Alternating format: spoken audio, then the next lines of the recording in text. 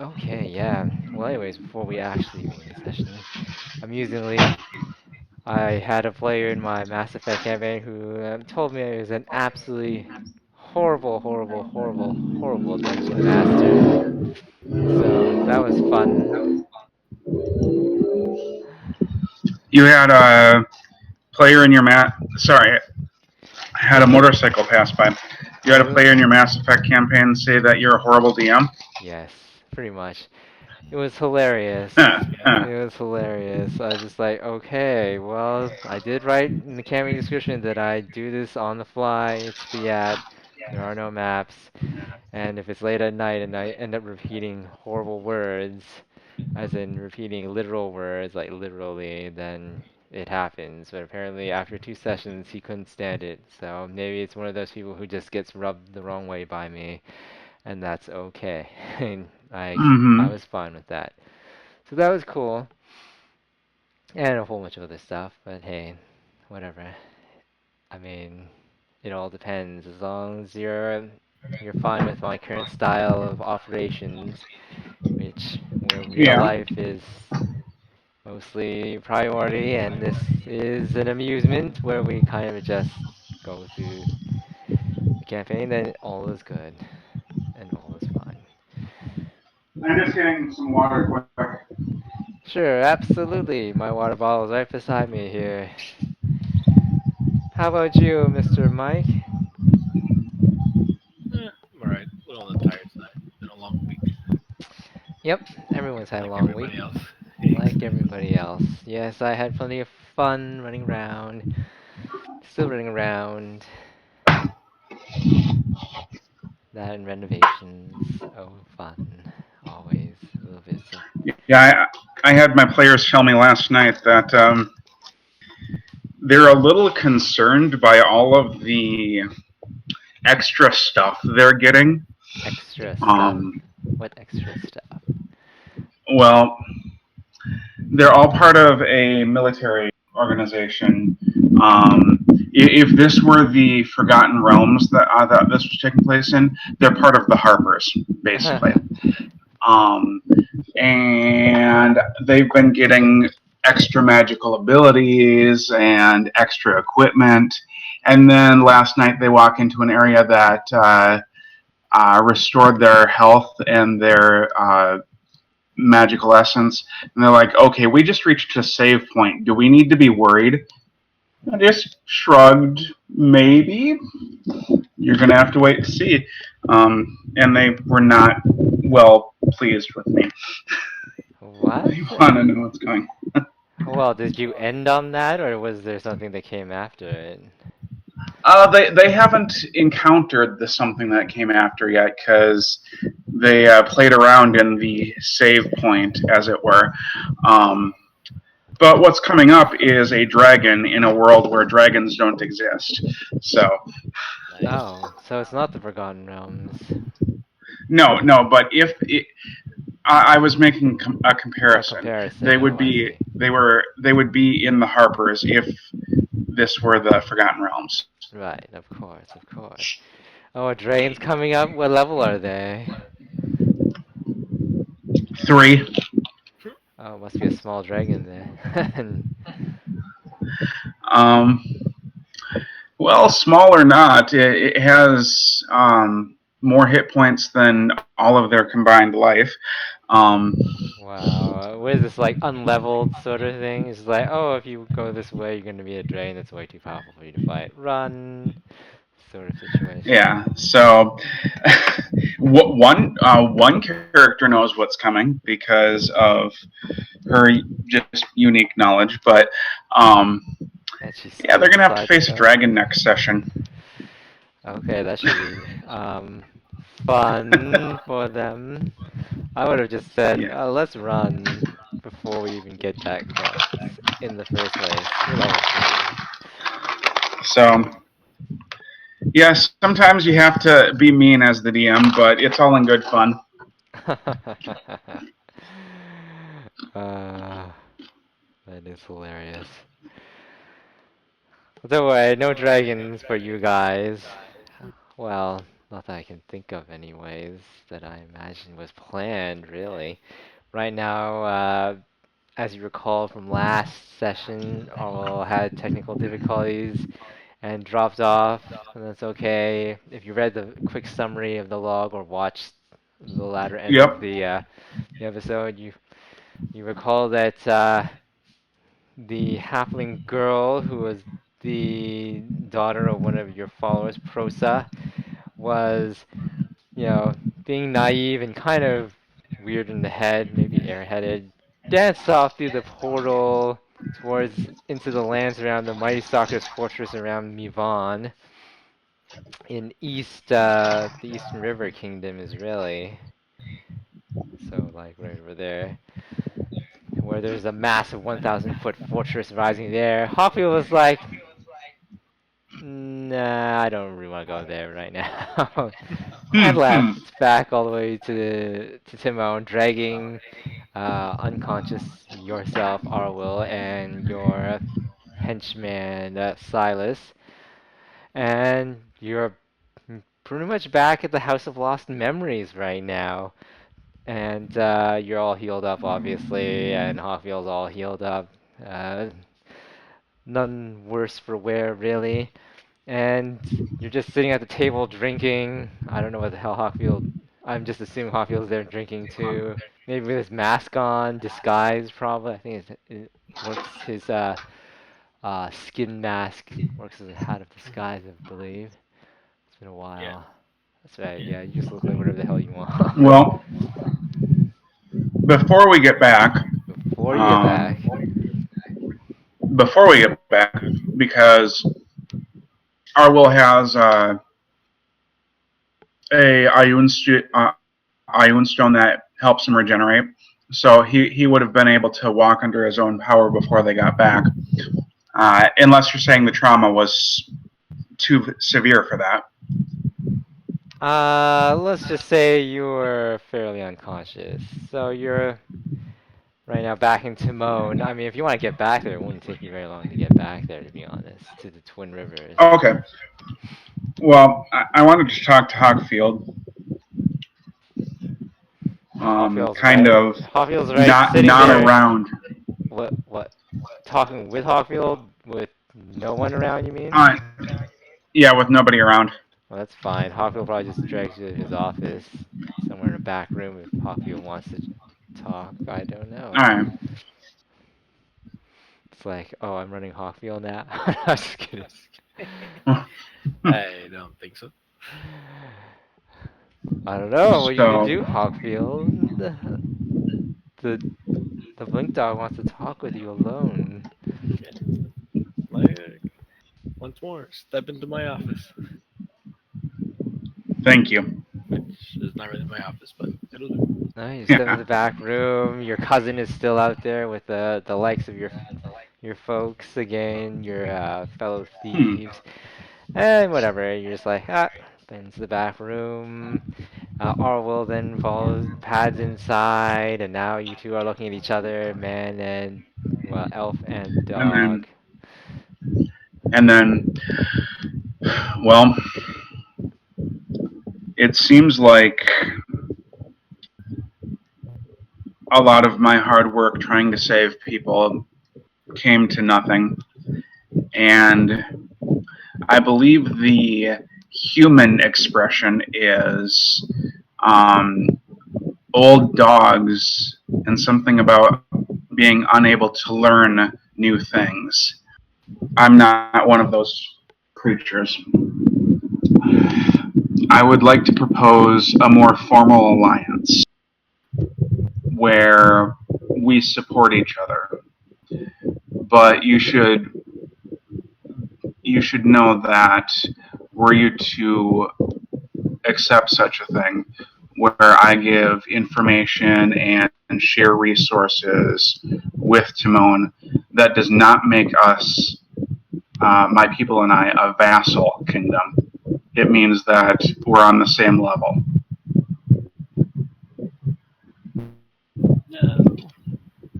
I have quite a bit to offer, more than you've yet seen.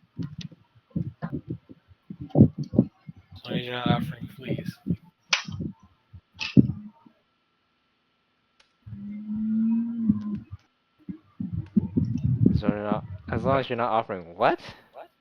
Please. Oh, please. Okay. Offering what? I'm sorry, I missed that. He's just joking. As long as you're not offering fleas, like fleas, the insect Oh, flea. please, please. Oh. Clever, clever. Last thing you No, want to be doing is fighting some demon, and all of a sudden you gotta stop fighting and start scratching. That's just rude. yes, it would. It's like, oh, excuse me, Jada. Hold on a second. I got a little itch. Yeah, just teleporting around the battlefield. Won't you leave me alone?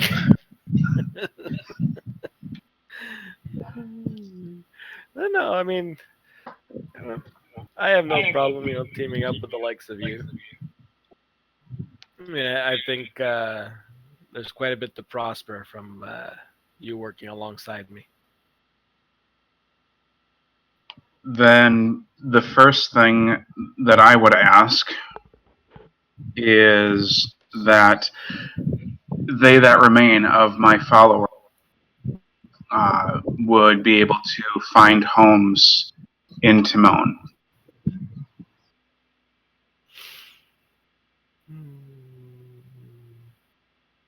Yeah, I'm sure that can be arranged. Thank you. Okay. So you guys make your arrangements. Yep. Mm-hmm. Silas is knocking on the door. You hear him. He's like, Arwyll, I just received a message. Yes. He peeks in. He's like, got word from one of our folks. Apparently, a good deal of them escaped Twin Rivers burning from those Asmodean cultists. However, they got lost in some of the caves beneath, and unfortunately, something happened, and they're not able to get out. Some sort of beast is preventing them from being able to make their way out. One of the little one of the little ones managed to sneak out through one of the cracks in the caves, got word to a runner, and then made it here to Timon. I just got word of it myself just a few minutes ago. What do you want to do? Well,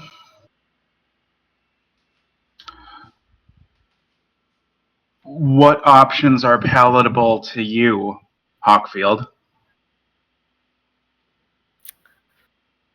Hmm. So you're saying your people are in some caves and are being killed by some monster? Is that the gist of what Yes, your informant is saying? That's what he that said. is. And I'm That's. guessing no one knows what type of monsters. No, no clue, says Silas.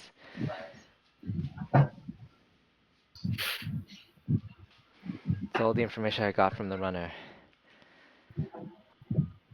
Hmm. Well, You got anyone you could send in there and scout? just Silas at the moment. Um, I'm willing. Well, Silas, are you willing to go? Of course, Arwyll. Of course, I'll go.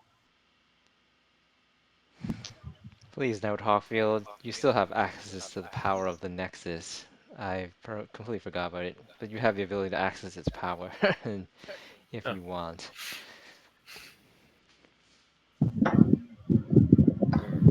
Which is literally like teleporting or shadow walking, like really far distances.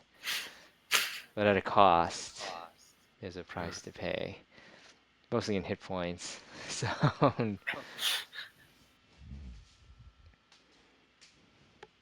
unless you can roll a really good knowledge arcana check.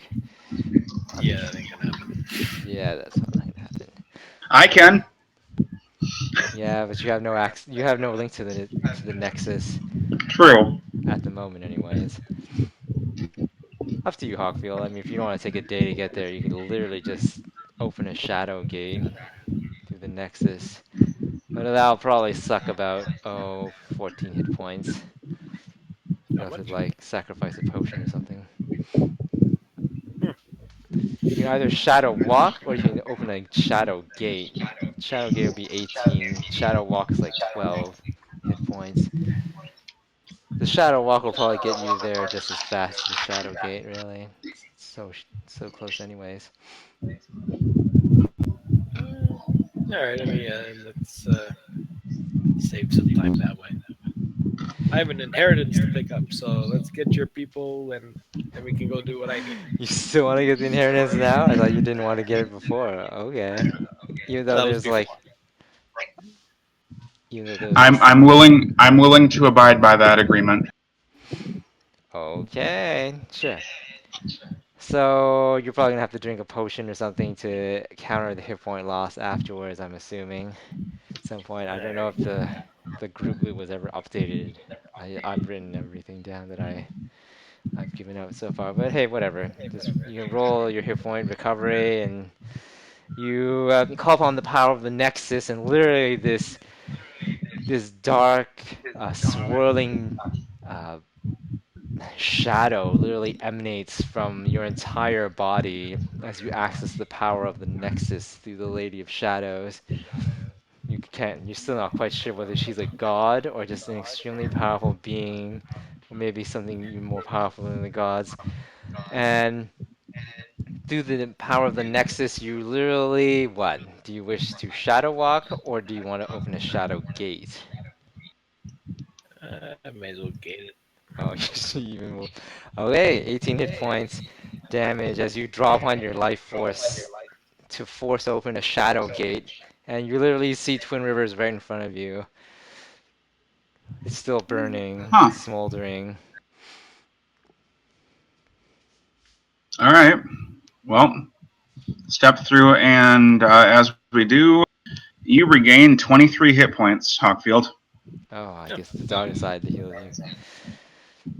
Okay, your there you go. pattern is heal is like literally repaired as the blink dog looks at you. I don't know if it has to touch you or not to do that. Blink dog, Arwyll. Is this a touch or like a ranged effect? I believe it's short range. Let me double check.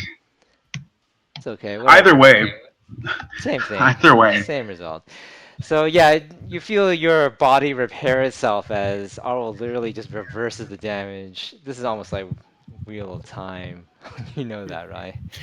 Mm-hmm. So you feel the damage repaired as from what you did in terms of opening the shadow gate, and you both step. Well, all three of you step through because Silas is like Arwell's guardian practically or bodyguard, and you're there Mm-hmm. again. No danger can you sense, unless of course You for you wish traveling the Nexus. Please tip your conductor. to be your conductor. You notice nothing out of the ordinary so far, and As soon as we pop out, I'll pop through, I guess, whatever. And into the shadows, Hawkfield goes. okay, the moment you appear, you literally vanish into the shadows again. And Arl has no clue where the hell you went. Unless, though I suppose with his scent ability, he does still. No, I can't remember if Hawkfield is immune to scent. Yeah. Just Um. scent. He has no scent. That's Yeah, okay, you have no scent. Okay, so no, you can't. You know, have no clue where the thief went again. Please. That's okay. Okay, so you know he's there he knows probably. I'm around. He's around, and Um. you remember where the Silas caves is. were. Go ahead. I don't know. Okay, what's Silas gonna do? Silas is going to roll stealth. Arwyll is going to go invisible. Okay, Arwell vanishes from sight as well as he uses the power of his mind to bend reality and disappears. Literally just disappears.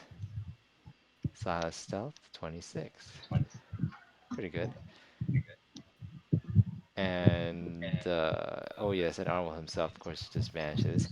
Great. You head over to the cave area, and Hawkfield's been down here. He just didn't explore all of the cave, so you just slide down, and nothing out of the ordinary so far. As you look around the cave complex, really, you see a whole bunch of tracks going in another direction. Hawkfield had originally ignored that because he was following Prosa, the little halfling girl, a daughter of one of Arwyll's followers, and had went to that Fey crossing gate between the two stones with Sylvan and Elven words on it. The words being, okay, what were the words? Do do do do do do do. The way to the secret clearing were the words on that stone, as Hawkfield recalls. And yeah, you can either follow the tracks or you can just wander around these caves and maybe you'll run into the Underdark. Anyone an actual tracker here?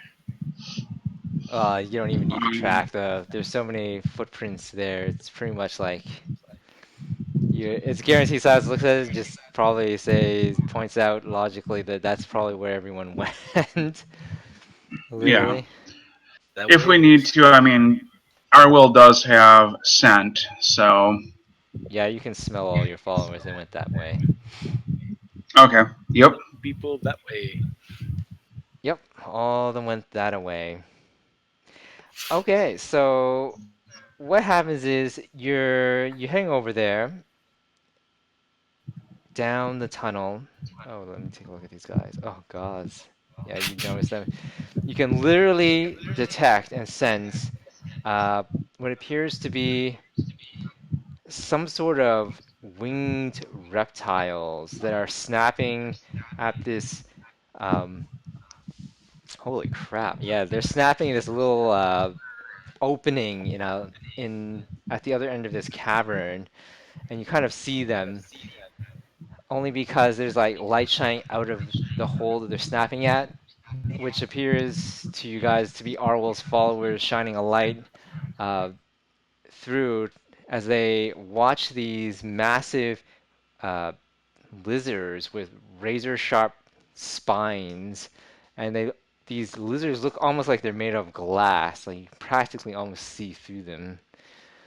And the creature just snapping at Arvel's followers, and they can't get out at all. So only that little kid who reached the runner managed to do so, probably from some other little crack in the cave stone that no adult follower could get through. So yeah, that's what you see. That's about not too far off. Maybe say 360 feet away, really. You guys are hidden in the darkness of this cavern, practically unseen by these massive lizards. Okay. Um, are we gonna go to a battle map or? Just a second. I mean, we don't have to, but So just a second as I just prep some little things here.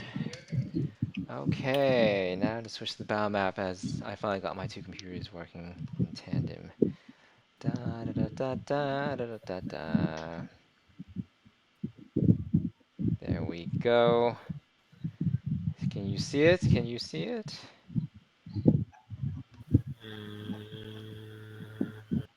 I see the screen. I don't see us. Going to look gray, and the map is huge.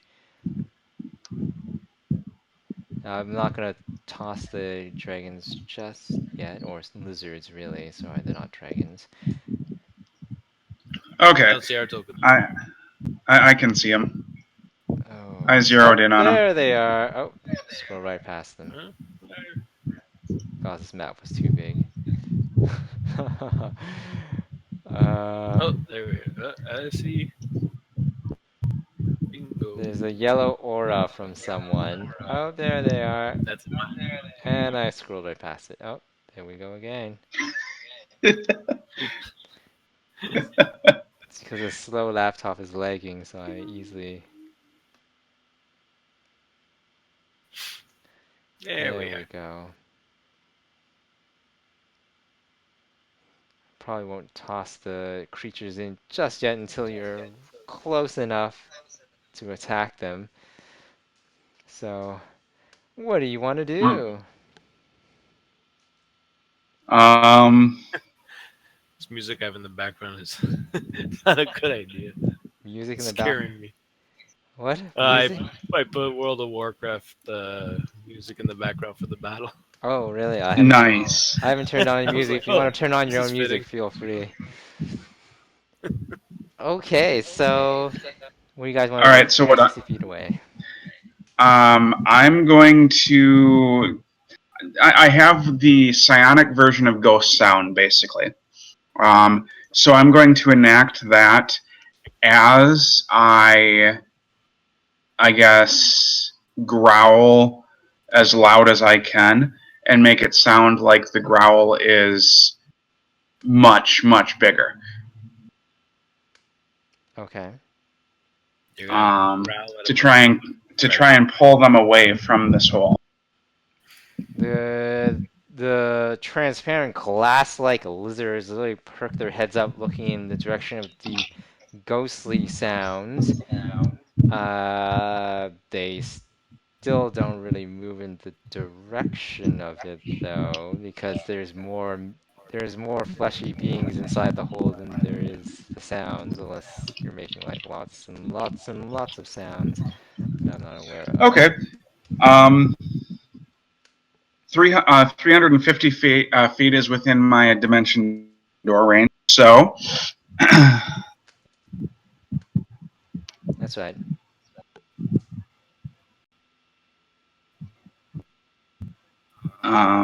Arwyll is going to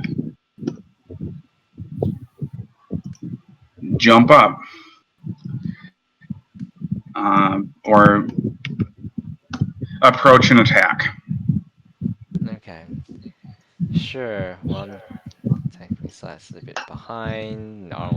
And Hawkfield's probably further away. You guys are still 360 feet away. I'm not doing to scale. I'm just going to cover the area Yeah, visibly that no worries. Arwyll's located. Okay. Only get one of these attacks, or one of these disrupting bites. So, just the first attack.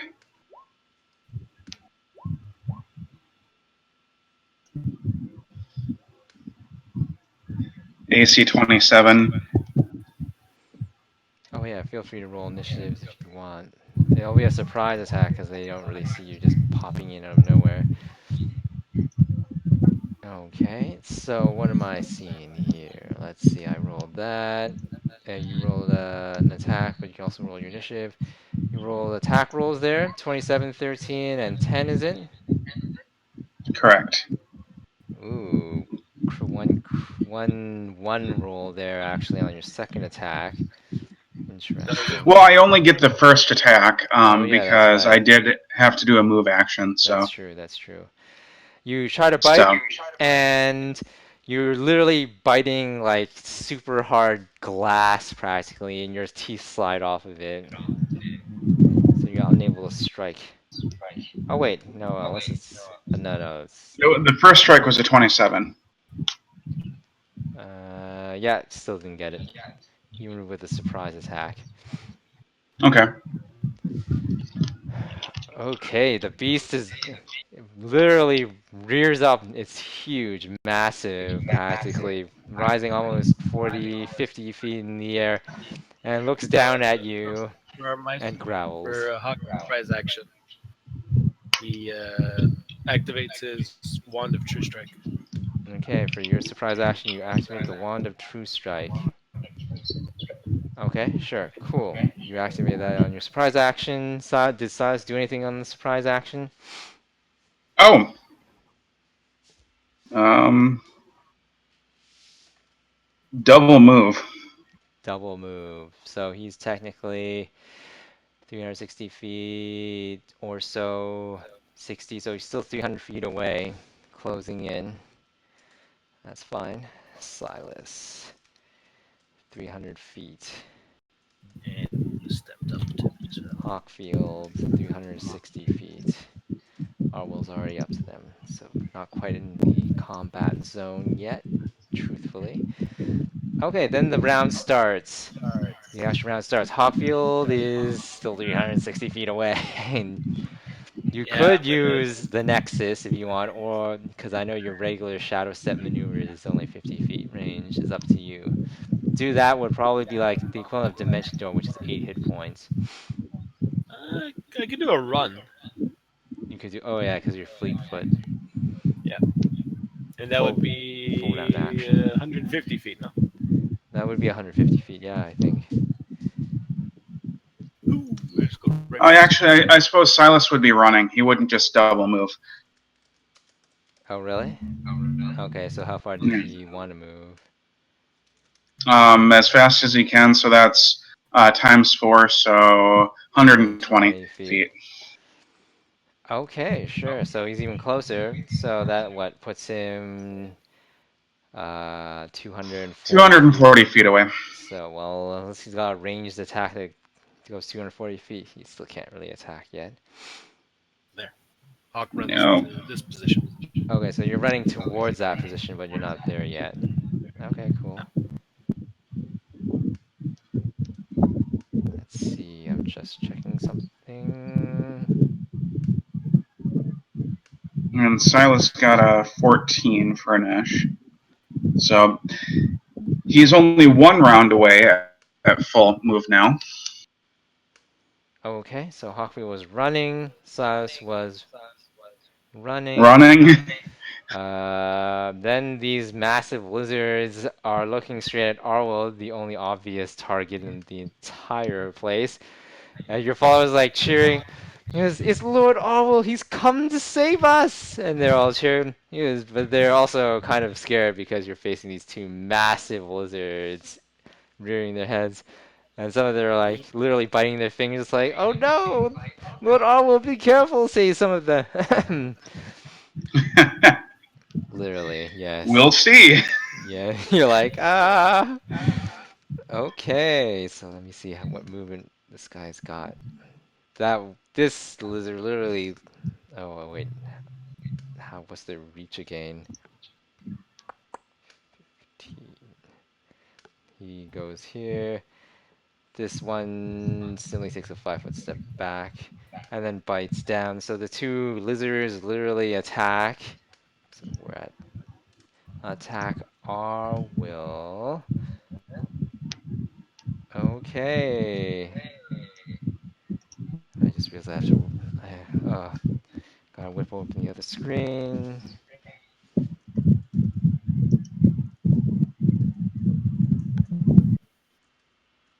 Okay, what's your armor class? That is a good question. Currently, because that's how my active defense is, it is 26. Okay. Oh my. Oh my. Oh my, oh my. Okay. One of them tries to slap you with his tail and fails to hit you.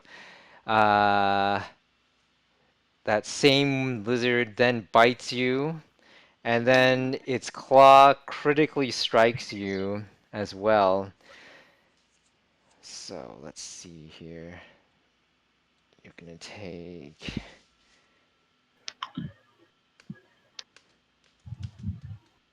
What about the mischance? Ah, yes, that's right. I forgot about that.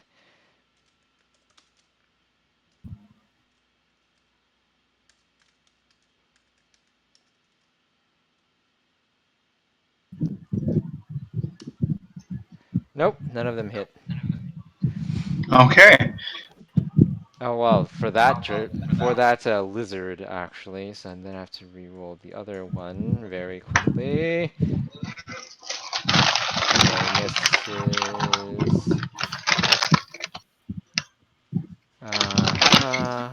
And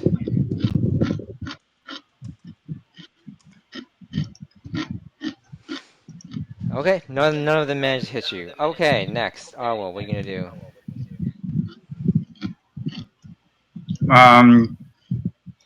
5 foot step back, Okay, and I'm going to target this one sure. with my normal disrupt pattern, not my disrupt pattern bite. This is versus a touch AC. Okay. 32 touch, Yeah, that hits. 44 damage. How much damage was it? 44. 44. It's wounded as you literally start causing its glass body to shudder and start literally cracking apart as its pattern is breaking, but it's still alive. Still very much alive, and it literally roars in agony and hatred at you. Okay. Next, Hawkfield. You are a fair distance away still, 110 feet. Maybe your daggers can be thrown that far, I don't know. 110 feet. Remember, everyone started at 360 feet. I was calculating it from there, remember? Oh, The battle map wasn't to scale for you two, because the Arwald's dimension doored over. I just simply left your tokens on here, so you're not actually near the enemy yet. No. okay, then that means I'll have to be running again. Okay, So that 154. that'll close in the distance. Yep, 60 feet away from them. So you can select your 60-foot distance probably somewhere in these areas. Let's see, 60 feet. Now you're on the map, technically. You're like somewhere over there. Yeah, something like that. Mary. And Okay. Silas makes it to here this round. 240 feet, which would take him to being about 120 feet away, actually. We got action in the surprise round, and then there was last round, then there's this round, right? It's only been 2 rounds. Okay, all It's right. only been So 2 rounds. So he'll be he's, here next round. yeah. Yep, that's right. He'd be there next round. Okay, the creatures then seeing that they can barely touch you because you seem to be phasing in and out, literally screech and breathe out a cone of extreme, like, sonic energy that literally shatters stalactites, rocks, all in front of you, causing the air to literally shudder in a shock wave all around you, Arwyll. And it's a massive blast as you're caught in both of them. So you're going to have to make reflex saving throws because you. All right. And yeah, 2 of them. 2 reflex saves, That's right, 2 reflex saving throws. and it's half or none in terms of damage. You take no damage as you manage to literally leap free of the turbulent blasts of sonic energy. Okay. Well, your turn. What are you gonna do? Uh, Another disrupt pattern. Okay. Come on, where are you? Same one. So 37 touch, 50 damage on this one again. Yep, hits him, and you literally cause more of the glass to shatter. It's pretty badly wounded, but not even close to dead yet. Hawkfield, you are, I think, already kind of in range. If I'm correct, 60 feet away. The creatures do not sense you at all. They're all concentrated on Arwyll, so. Alright. So,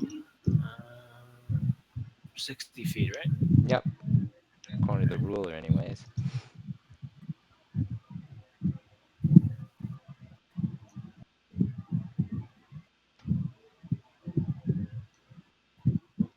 Yeah, that would work. Alright, so I'll move 30 feet. Okay. Move 30 feet, which will allow you to, Yeah. what, make one dagger attack or something if you decide to throw? Yep. Okay, you stealthily prowl through between the rocks and stones and the stalactites And I towards the whip the lizard. one dagger that will have a true strike bonus to it. Okay, sure. I'll give it to Nice. you. So 68. Sure. The dagger slams into the creature's hide, and unfortunately, it notices you, so you don't do sneak attack damage.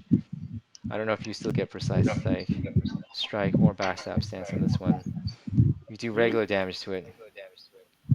Oh. I don't know if sniper counts. Maybe sniper counts. Not quite sure. It hisses as it turns in your direction, Hawkfield. Something Nice. gave you away. So how much damage is it without sneak attack, backstab stance, which was just extra sneak attack damage? Can't remember what the sniper one is. 3 plus. Okay, so that damage it doesn't get. Yeah, flanking him. It's So not flanked. 4 damage. It's not flanked? Not flanked. How's it flanked? There's no one flanking Because it. he's attacking Arwyll. Arwyl's not in an opposite direction to flank anyone right now. Alright, then in that case, 3 damage. How much damage? 3. 3 damage? Oh, the Uh, sniper didn't that's count? a chick thing. The I dagger cuts into it. think it does, but I'm not sure. Oh. You'd have to check the sniper feed. I'll let you do that. Correct me if you find anything different. The the glass lizard literally hisses in your direction, Hawkfield, as you nick it with your flying dagger. Its hide is so thick it barely even notices.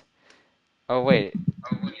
Oh right. No, actually, sorry, you don't even do that much damage. It's doesn't even nick through its hide. It's that tough actually.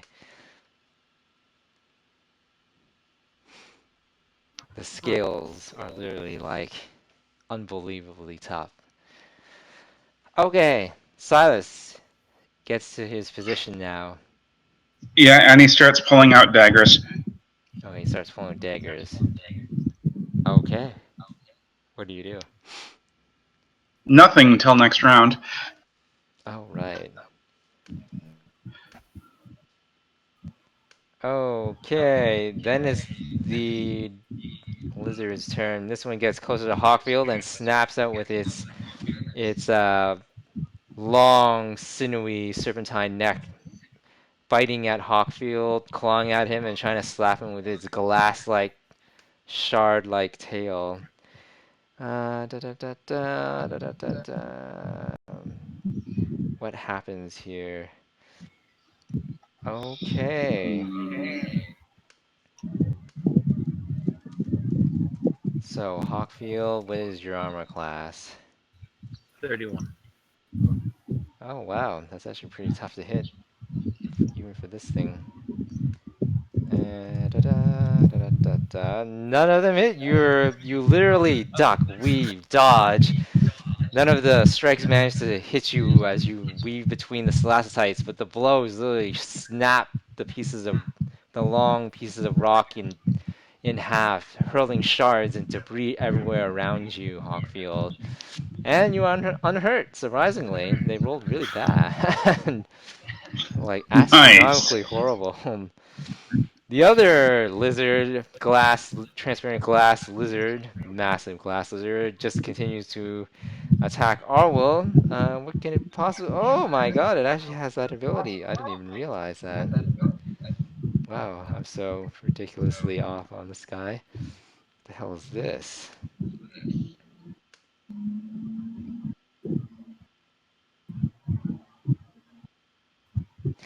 Okay.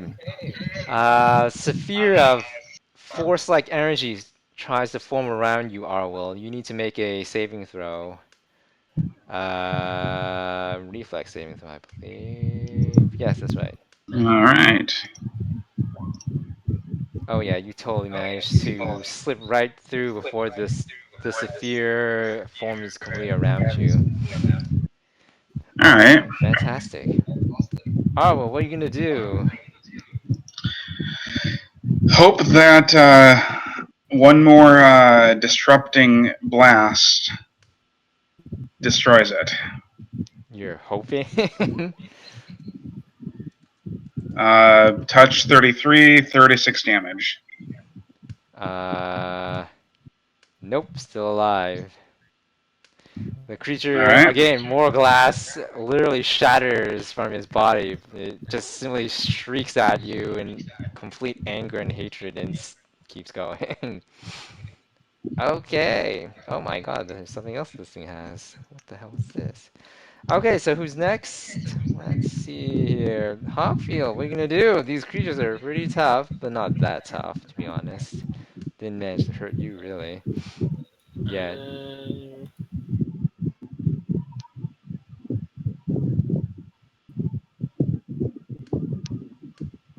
gonna shadow step 50 feet away. Okay, shouts at 50 feet away.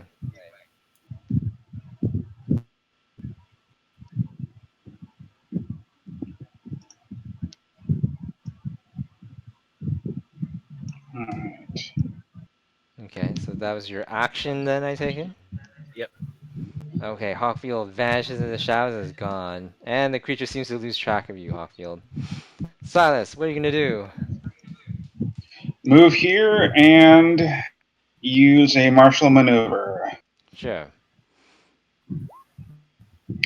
Attack of 38 for 27 points of damage Yep, against this one.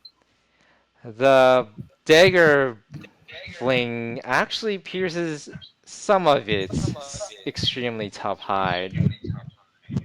So it does do some damage, but not as much as it could have. It's still alive though. The creature just shrieks now at Silas, looking at him with its reptilian eyes. Okay. Let's see here. What else can this thing do?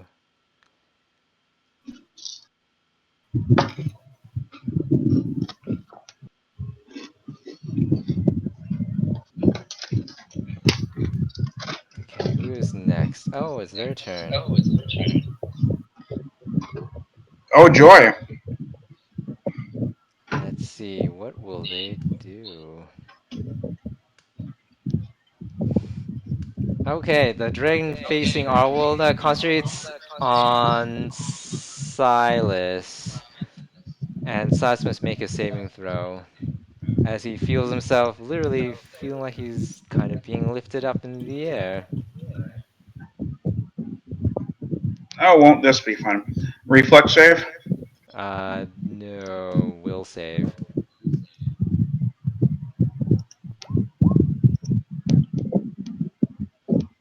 Okay.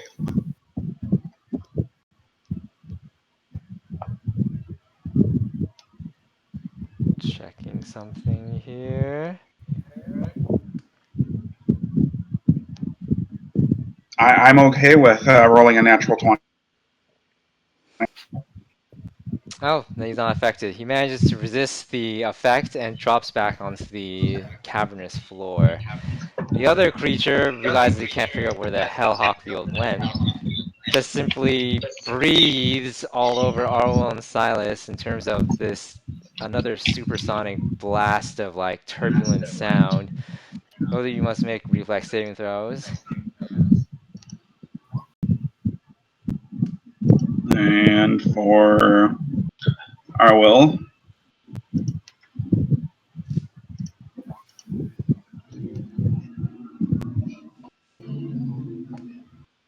Okay, let me see. What was that? You. Arwyll was 25, Silas was 26, was it? yep. Okay. You both take it full on, really. Though I suppose, Arwyll, you have your semi-dimension sort of blinking effect. Well, and Arwyll also does have improved evasion. So half or none. Okay. So what happens is Silas takes 57 points of damage. Arwyll takes well you fail, so you take half, but you take half again because you're blinked. So you take 14 damage, Arwyll. Okay. Arwyll, what are you gonna do? Hmm. That's a very good question. Do the same thing again You on the same dragon. Knock one of them out. It'll be easier to take out the other. So okay, sure. The transparent, translucent glass dragon, you attack again. Okay. touch 30, 42 points damage. Still alive as you again shatter more of its glass by breaking its pattern. And now it's starting to get worried, but it's still fighting anyways because it's just one crazy beast. Actually, are these things intelligent?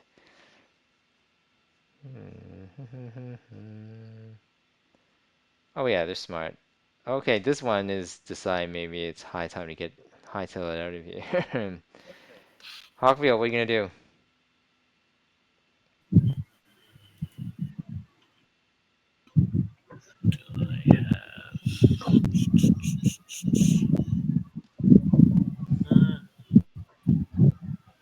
Hmm. It looks like Arl is handling himself. Okay, there's still one mostly uninjured lizard. Hmm?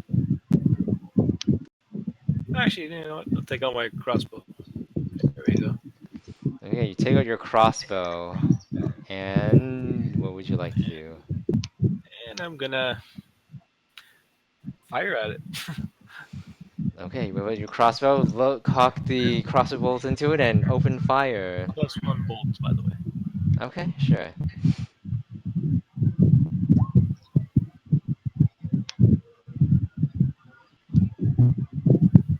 Okay, your crossbow bolts slam into its translucent hide and literally bounce right off of it.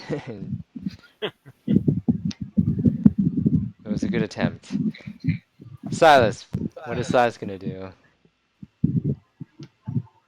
Silas is going to wade in.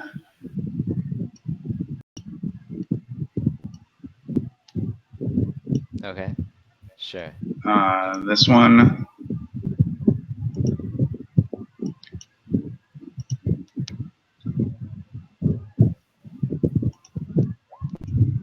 So obviously only the first attack. First attack. Yep, because he had to move more than 5 feet. Silas's glass steel quarterstaff, mighty as it is, still bounces off of its extremely thick hide. All right. Okay. And then, let's see. Wait a minute. What about Arwyll? Did Arwyll do anything? Oh, I saw Silas's quarterstaff. Arwyll goes last. Oh yeah, that's right. It's one before. Never mind. The other creature simply takes a withdraw and flees off the field of battle. It's gone. The other one remains still full and strong, shrieks at its cowardly compatriot, and looking at you guys, seeing how tough you seem to be, also decides to flee the field and vanishes. You win. No need to kill everything after all. Still a victory. Great. They That's fine. flee. Your followers all cheer as they rush out of the crack in the cavern wall and literally gather around you, hug you, slap, give a high five to Silas. Women, men, some children, some old people, families of your followers. And yeah, you feel great about that. You've saved them. One hero point to you, Arwyll. And for the rare gift of charity that Hawkfield often offers, or actually rarely offers, I award one hero point to Hawkfield as well. All Because right. that's so rare as it Are is. there any injured? Yeah, some of them are injured, some are limping, some are wounded, having been, attacked by either spears from Asmodean cultists and whatnot. Some are bandaged up a bit. All right. I will offers what healing he can. And then, my friends, we have a new home, at least for now. Some of you may have heard of Hawkfield. He's around here somewhere. He he was instrumental in helping rescue you. Uh, we're going to go to our new home, and then I must leave you again for a while. Oh, your followers ask why are you leaving again? Many of them There are say. more people that need rescued. Oh, well, they take the news in stride after you explain the reasons why and realize that obviously you're continuing to do the good deeds um, that earn their loyalty in the first place. And so, yeah, now that they're free, they start making their way towards Simone. As of course, Hawkfield wishes to generously open yet another shadow gate at the cost of his life force. Um, Silas says that he's willing to stay in Timon and help get them settled. Okay. And so Silas offers to do that. Several of your followers are happy to hear. Cecilia, the mother of Prosa, the halfling girl who kind of literally, I don't know how to say it, skipped through the gate into the Mighty Stalker's lands.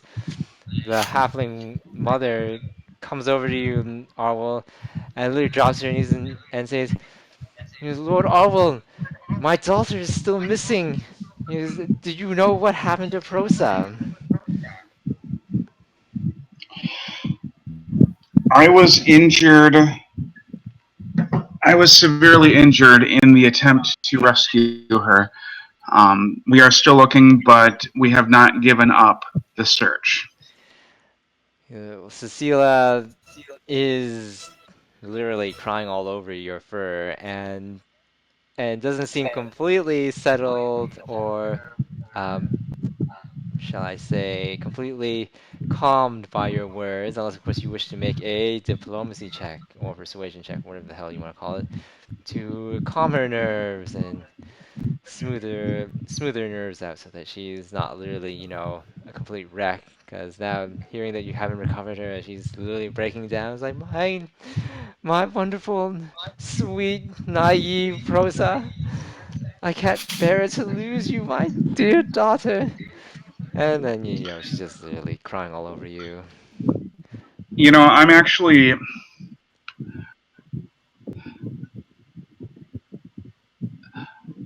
I think Arwell would handle this. That using diplomacy or that sort of thing would be just trying to manipulate her. So I don't think I'm actually going to do that, except to say we are doing everything we can. We will find her. Is- She continues crying. Several of your other your followers, take her aside and she's literally grown hysterical, of course. And yeah, that's all I can say really. And that's in the background of the wailing. I don't know what the hell you guys are gonna do now. in this dark cavern underneath, nearby the Twin Rivers, burning foundations. I will. I will yet again heal you if you can provide a fast way for all of us back to Timon, Hawkfield. Very well. Let's get out of here. All right. It's like business as usual. Let's just get this over with. Okay, Hawkfield just literally again concentrates, drawing upon the power of the Nexus. Shadows swirl from his eyes and fingertips all around him, and literally slices the air before him, and the air literally rips open, creating a gate of shadows, like a kind of a rim of shadows, revealing Timon once more. And all of Arwyl's followers are amazed at this most mysterious and somewhat scary looking power because it's, like literally shadows forming this thing. Not like, bright lights and flowers and stuff like that. And they look at Arwyll to see if this is safe or not, because after all, you are their great and mighty leader and patron saint, or whatever the hell you want to consider yourself as. It is safe, my friends. It is safe. I have used this method of travel. If Lord Arwyll says it's safe, then it must be safe. Use Never forward, fear the forward. shadows. Just fear what lurks in the shadows. Yes, what lurks in the shadows, indeed. And with Arwyll's encouragement, they finally overcome their fears of this shadowy and somewhat sinister-looking gate and pass right through it into Timon, and then you guys follow through and appear at wherever the hell you wanted to appear. I suppose the House of Lost Memories outside its door, maybe middle of Yeah, winter. on the street. Sure, on the street, they all come out onto the snow-covered street. People are again once more astounded. Well, I mean the local citizenry, anyways, as they see literally their local semi-god Saint Hawkfield step out with like tons and tons of Arwyll's followers and Silas, and people are like giving like doing the if this was Jesus Christ and they were doing the cross or something like that over their chests, except this is for Hawkfield instead. I think the cross is really representing Hawkfield and his daggers or something, instead. And There yeah, you go. it's That works. literally people, these both beggars and common folk are like literally coming over towards you, the disguised looking Hawkfield. I don't know if you want to hide right now or not or something. Hmm. Hawkfield, Hmm. are you hiding or are you not Mm, hiding? I guess not at this point. They're literally coming over to you. Please bless us. Please bless us, Lord Hawkfield. Bless us with your incredible luck and radiance. We wish for good fortune, say some of them. Merchants, beggars, just the common folk, stuff like that. You can literally, you kind of sort of hear their prayers in the back of your mind, literally, but you can't really do anything with them. And Arwyll, of course, lets out a disgusted sigh in channel. So, Hawkfield, if you want to, play out these emotions of your literally cult following, like, is now growing to far beyond a cult almost. I will award you a hero point if you want to roleplay a bit of your proselytizing. Ah, uh, grow your faith. Believe in the shadows that surround you. For within that darkness, I am always there. He was Hawkfield has spoken, says one of these crazy old dudes that look like, kind of those Mad Men prophets, that you usually see in games that predict the doom of the world, except this guy's like, it was the prophet Hawkfield has spoken, the great Lord. He says the shadows will be our salvation. And you hear a whole bunch of people say, the shadows, salvation, luck, fortune. He was, and then it's like this rising wave.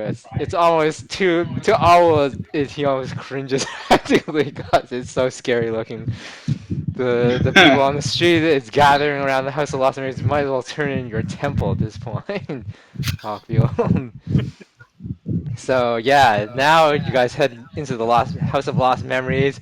Outside, people are literally, on the ground, praying for gold, good luck, fortune, capitalist sort of prayers. You know, that they'll have like a big house and they'll be rich and all that stuff, and that by praying to you they shall be granted this. You're not quite sure whether Raymond has already started his mysterious plot to turn you into like some sort of religious icon yet, but maybe he has. You're not quite sure. Maybe it's just the fact that, the mythic energies flowing through you are already kind of influencing fate in the surrounding area at the moment. Cool. So you guys come in, Arwell's followers might come in, or some of them are still outside or whatnot. And some of them are getting a drink, and some of them are outside, just kind of getting their bearings as Silas, does his tour guide stuff and finds a new place for them to hang out. Maybe even set up a new base of operations. Don't know if Arwell wants to do that or not. Though I believe you Yes. invested $100,000, 100,000 gold pieces into their welfare, so I guess they have money to go purchase, I don't know, whatever, a new building, several buildings, maybe a campus for all I know. Oh, yes. Yes, actually, that is something that Arwyll wishes to do.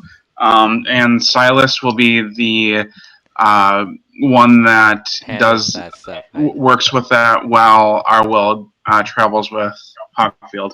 I mean, it's between stuff. I'm just hand waving it. There's no Yeah. need to get into crazy details. Okay. So All they're right. setting that Yep. up So. now. Great. So Arwyll and Hawkfield, you walk back in the House of Lost Memories. Rainer, the Mwangi, essentially the African dude, the bar, he was like, "Oh, if it isn't Saint Hawkfield, welcome through the door again." My God, that was fast. Holy crap, you're faster than the last time you stole the train. Yeah, cleaning a I'm tank right getting lazy there. in my old age. What?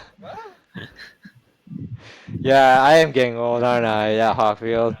Yes, let's here's some more Kyonin fire wine on the house here. Yes, pours it out of the keg. It's like now I can really afford the good stuff. Everything's going so well, Hawkfield. Passes the mugs over to you, and well, and that he then looks at Arwell. Is like, oh yeah, I forgot the talking dog. Uh, Oh, uh, you want Have you milk? have you any elven wine? Oh, elven wine. Oh yeah, we got that. Definitely from a place called Evermead or something like that. Imported from I don't know, God knows where. It's called ElverQuest. Extremely fine elven wine from some world they call Toril. For that, do you want that in a cup or like a licking tray? Says Bernard.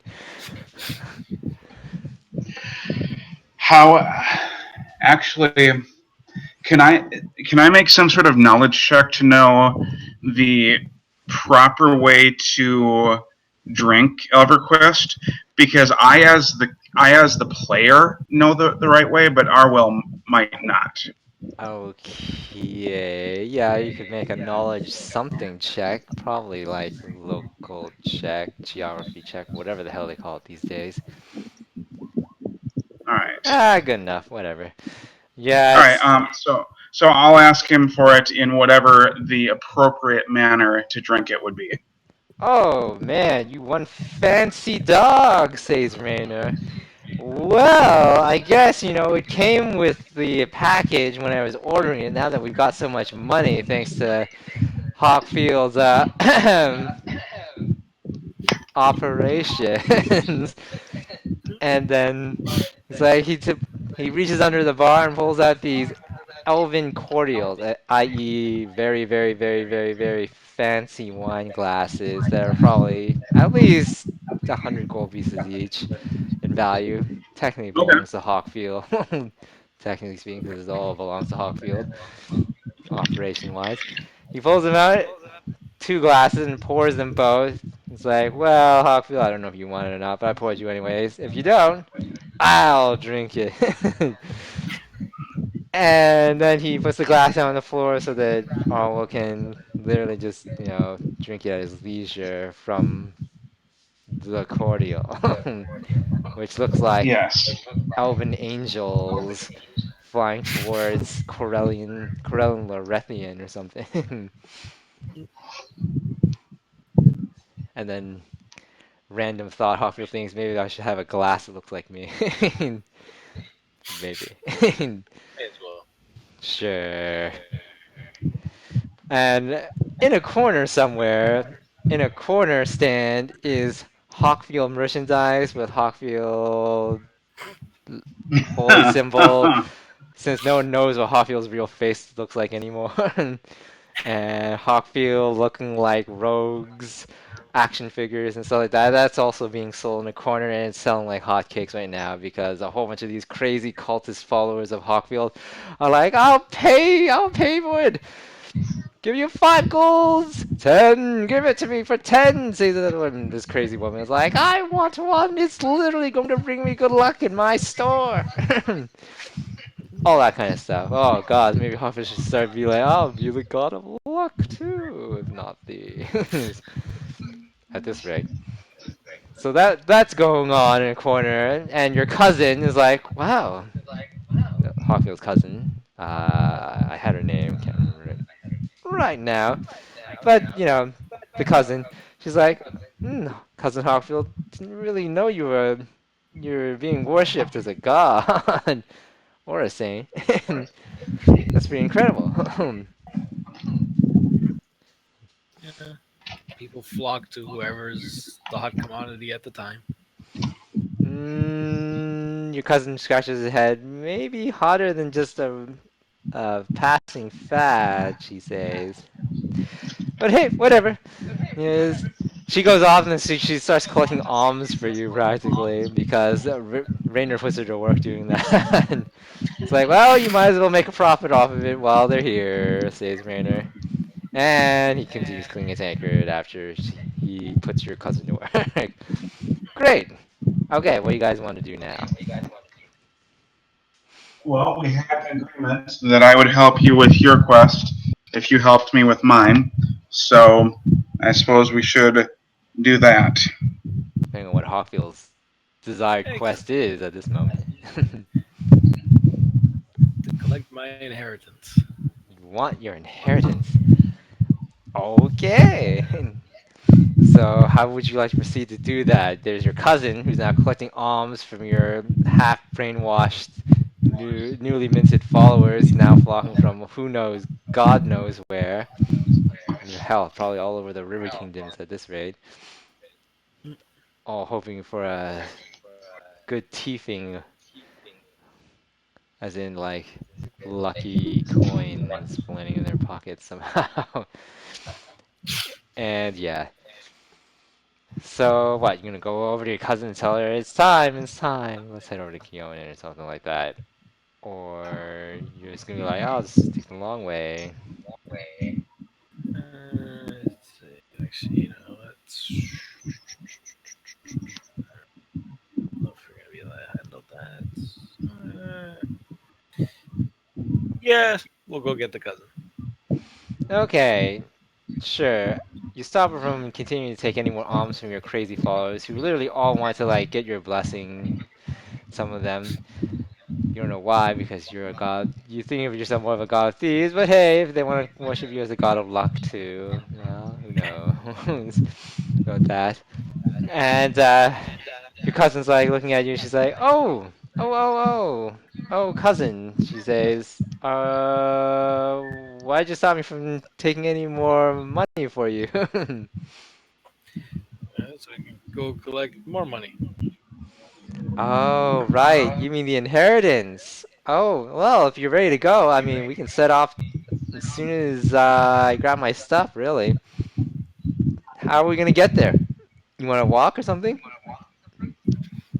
Well, skip along too. We could do that. Sure, I'm more than happy to skip. Literally. Kind of, sort of. Uh, sure. She rushes off, grabs her stuff, comes back down, and is like, "Okay, I'm ready to go. Show you the way to your uncle's manor back in Kyonin there." No, yeah, we're not skipping there. I figured you wouldn't actually want to skip. No. Clearly. I mean, I guess we'll do. Uh, yeah, Hawkfield doesn't want to waste time. We'll gate over there as well. Okay, sure. I'm just gonna assume someone's gonna heal you at some point here, something like that. Hmm. Maybe I don't know. I don't know how many times Arl can heal anyone. Arl. Um, I can heal.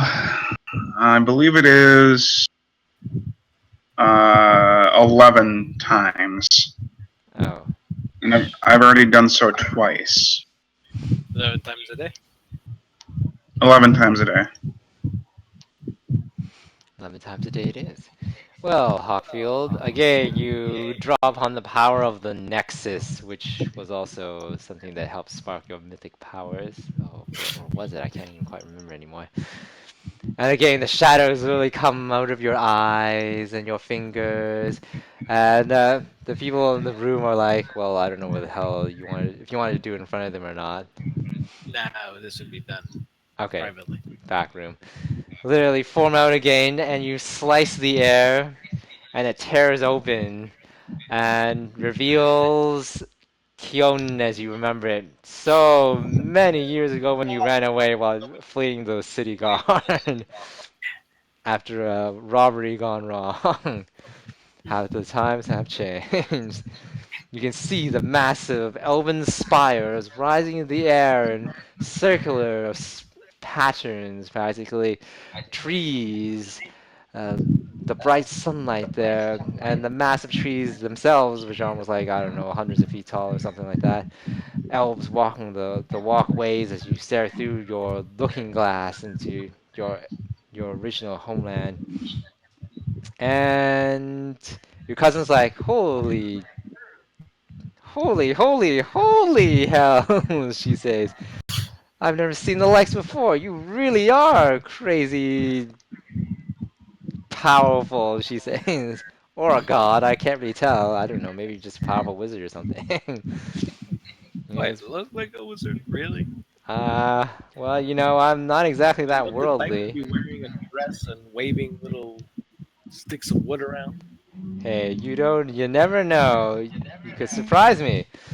And, well, you've already surprised me anyway, says your cousin.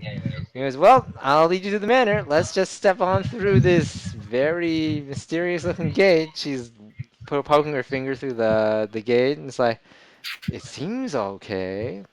Okay. Stop poking shadows. Uh, well, I have to see if it's for real, but I guess it really is. And then she steps through and she's like, "Oh, I am on the other side. Oh my God, there's the tree that I usually spend my time reading under." And then she's like, Hmm. and then she waits for you two to come on through, and Silas maybe. Nope. Like I said, Silas is going to stay behind and help the people get acclimated to Timon. Okay, sure, no problem. Well, I guess Arwell just pads on through the shadowy gate And Hawk goes through and poof. and vanishes, and your cousin's like, uh, turns around and Hawkfield's not there, and only sees Arwell. It's like, where did my cousin go, Arwell? He is nearby. Oh, okay. I'm just gonna assume that he probably did some sort of vanishing trick and is following. So let me lead you to the manor. And she leads through a whole bunch of these various trees and a path full of brambles, and then through that. And you come upon this massive manor. It's huge, gigantic, probably about roughly 5 stories high, and thousands of square feet wide. Like, if you like an actual rich guy's manor, practically. And you never really quite remember your uncle being that rich ever since your parents died. But hey, you never know. It's been years since you ever saw him, and now he's dead, and he's now apparently left you a manor. And your cousin says, well, apparently your uncle left you a manor as part of your inheritance. And the inheritance apparently is supposedly something you're going to discover when you walk in there and access the mysterious chest or something he said in the will that he left back in Kyonin proper. And, well, that and Starglade, anyways, where the rest of the Lone Striders were, which you are completely estranged from and have never talked to since, well, since you left. After all, you're an orphan, apparently. Well, as orphans go, anyway. And she says, I don't know if I want to go in. It's been, I don't know. Let's just say there's been weird rumors of things going on, strange lights and things from your uncle's manor. I'm not even quite sure I really want to go in there, but if you really want me to, I will.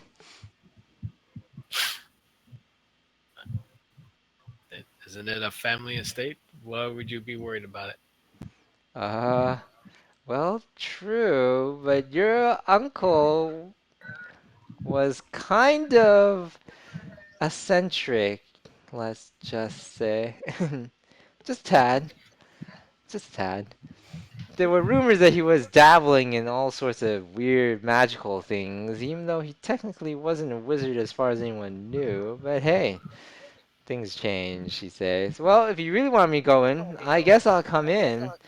Uh, maybe I remember where the tea set's located. She scratches her chin. Okay.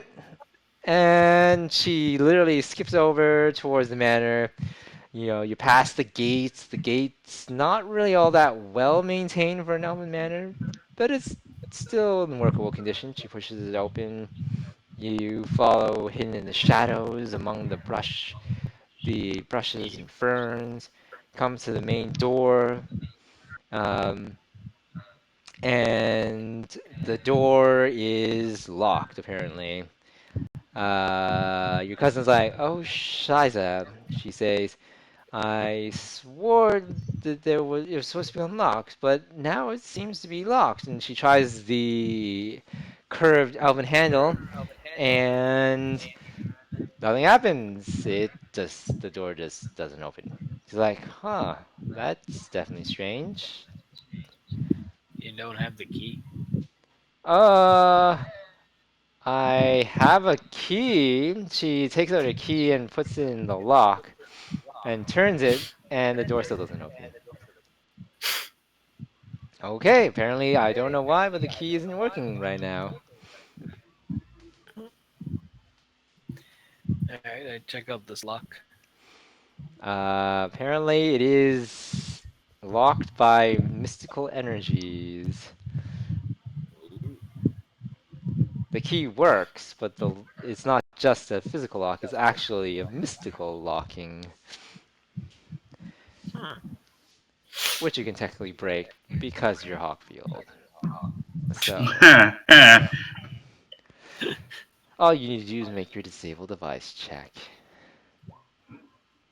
Yeah, you literally just go, You take out like a blade of grass and you just literally tickle several areas where the ley lines of mystical energy into the arcane lock effect would be, and the door literally just swings open. And your cousin just literally stares at the door because I don't even know if she can even see you. Slackjaw is just like, oh wow, that was weird. Was that Hawkfield doing that? One would assume. Yes, I didn't even see him even at all. That's because Hawkfield really just passed right by through the shadows, people's shadows, and that was it. And reveals a long hallway into a foyer uh, with a massive grand staircase leading up to the second floor. There are doors on either side of this floor of this foyer, literally that you can explore. Um, yeah, sorry, I don't have a map for a mansion of this size. To be honest, it's like 5 levels and thousands of square feet. That would pretty much require me to draw multiple maps. That would be insane, especially on roll 20. That'd be even too many maps.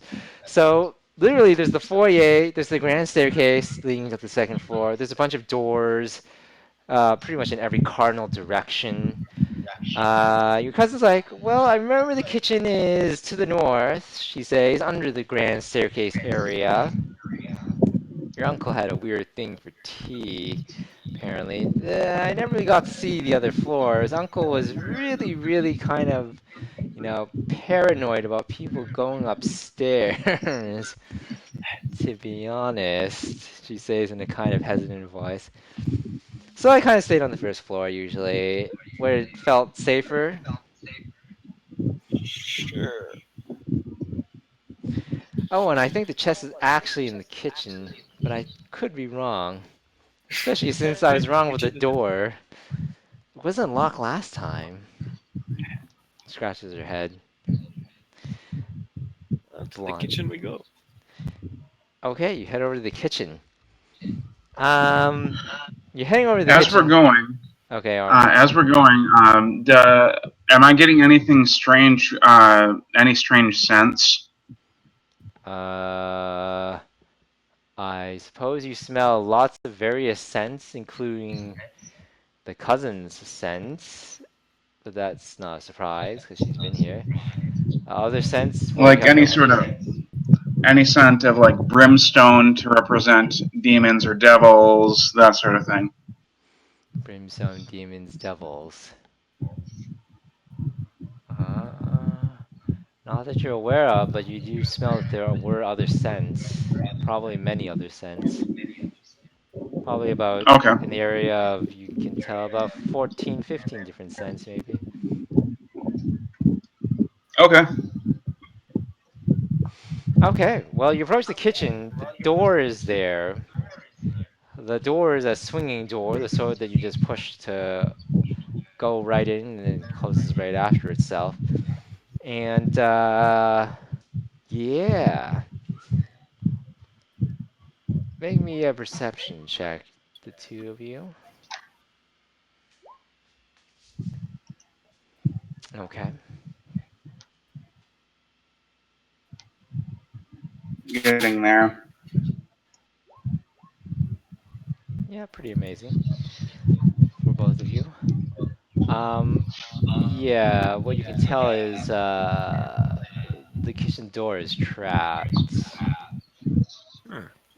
Some sort of arcane runes you just barely noticed leading to the back of the door. So the rune was hidden on the other side, but you still managed to notice like a tracery of silver that was used to draw the rune, whatever the hell the arcane rune was. And your cousin is just heading straight towards the door. It's like, well, time to see where the kitchen set is, she says. La la la la la la la Uh, la relations. la. Stop moving. Well, you're hidden. I don't know what you want to reveal yourself. Oh, already Stop sees moving. hers. What are you? Oh yeah, you could talk, I suppose. She's like, what? Stop moving, and she stops before touches the door. Like she's like 1 centimeter away from the door. Her finger is about to touch the door. Back Hmm. away from the door. Oh, Okay.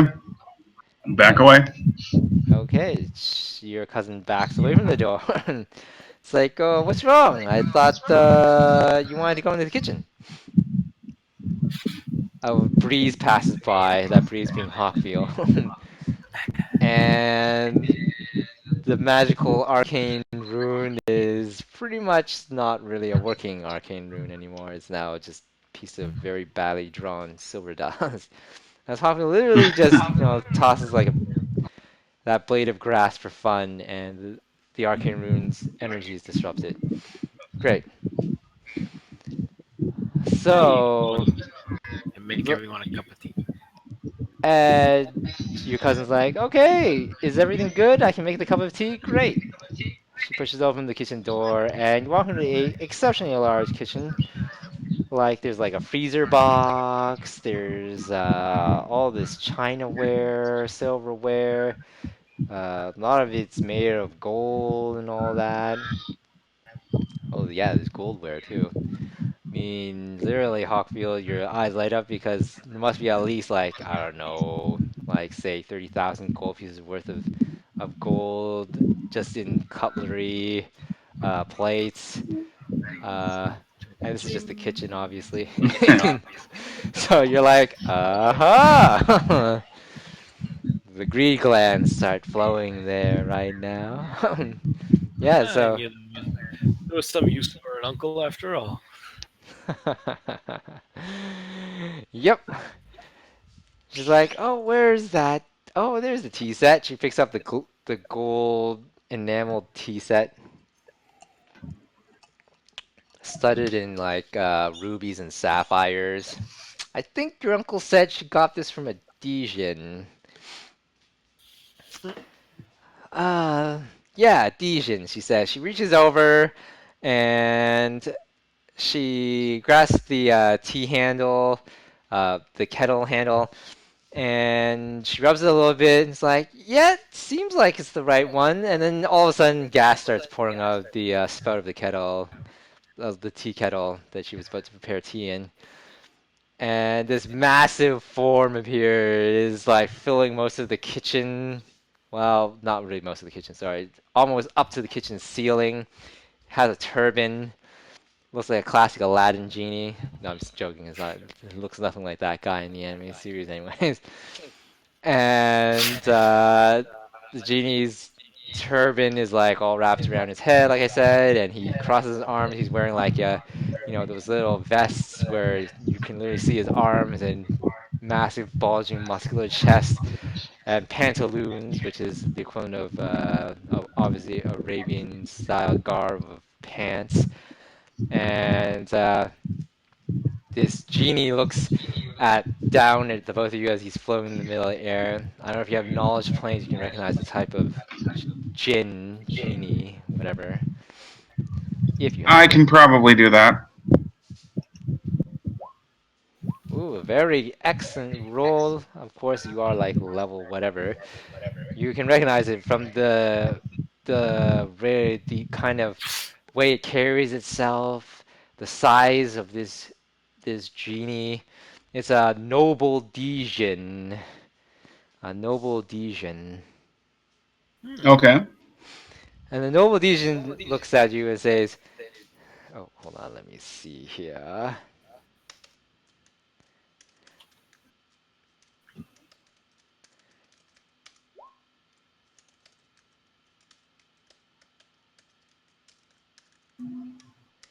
Da, da, da, da, da, da, da.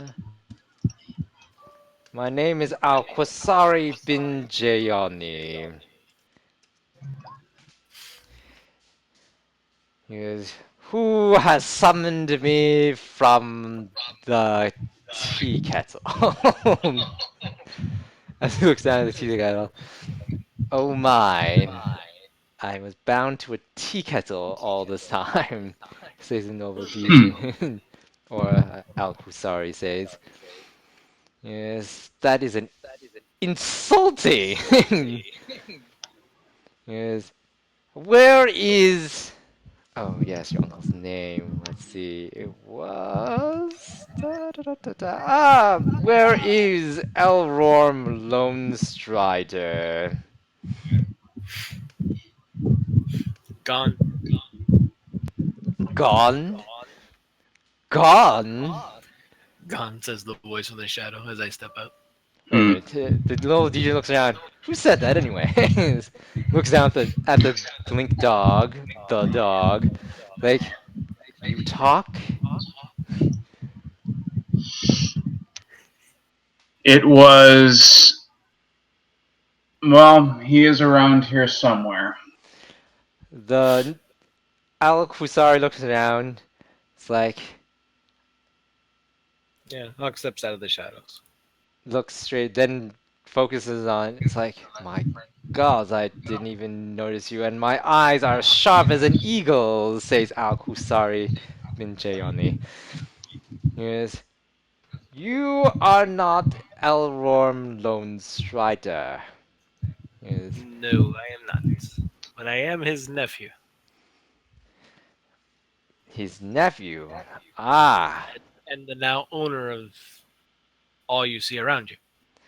So you are his chosen heir. Interesting. Well, says Al-Qusari. Then you must know that your uncle was a bit of an eccentric, sort of wacky fellow elf, I guess you could say, says Al-Qusari. So it would seem. Yes. Yes, there were things you did not know of your estranged uncle. Unfortunately for him, he had the weird happenstance of collecting far too many mystical artifacts and things like that. I happen to have been one of them. I have not spoken to him for over 300 years. And I must say, I'm quite displeased at that. I was getting quite bored inside of that tea kettle. I hadn't been aware that he had melted down my lamp and turned it into that, says Al-Qusari.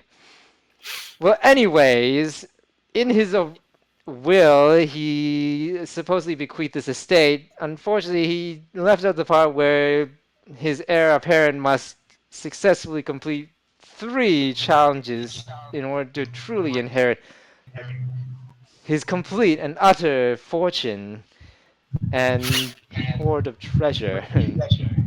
How much of a fortune are we talking about here? If you're aware of it. Oh God, says Al-Husari. As I recall, the last time when I was with him before he put me back into the bloody lamp, which is now a sapphire and emerald studded tea kettle, uh, he had accumulated a fair chunk of treasure, enough to literally buy a nation, practically.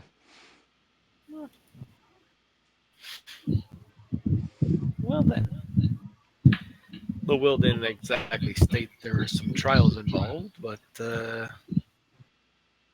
you seem to be the most informed here. Please do explain what all is involved here. Well, I am actually supposedly the arbiter of these trials. You come to me, I send you to the trial, and there are essentially 3 trials.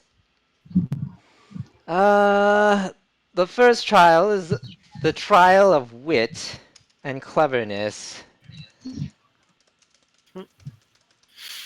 The second trial is the trial of arms and let's see, the trial of arms and armament. And the Hmm. third trial is the trial of spirit and focus, says Al-Qusari. He wanted his heir to be the absolute pinnacle of whatever they were after, or at least pinnacle of ambitions. Maybe, though, I think your uncle is just being a bit too crazy about these weird trials of his, to be honest. Could have Considering he just. wouldn't be able to pass them himself. I don't even know if he could pass his own trials. He was a bit of an eccentric, as you've already heard. And that's not really much more I can say about your uncle, really. He traveled a lot of different places, visited so many different worlds and planes, and was so busy he didn't even have time for your father, which was his younger brother. All I heard was apparently later on that your parents passed away, but that was 300 years ago, so I don't know. Somehow he knew before it actually happened. Beats the hell out of me, says Al-Qusari. Maybe he was a seer. So those are the 3 trials, really. Uh, Apparently, I'm to tell you that you have the choice of selecting any of those trials in whatever order you wish, says Al-Qusari. Well, that's convenient. Mind you, they will push you to their limits according to what he said to me.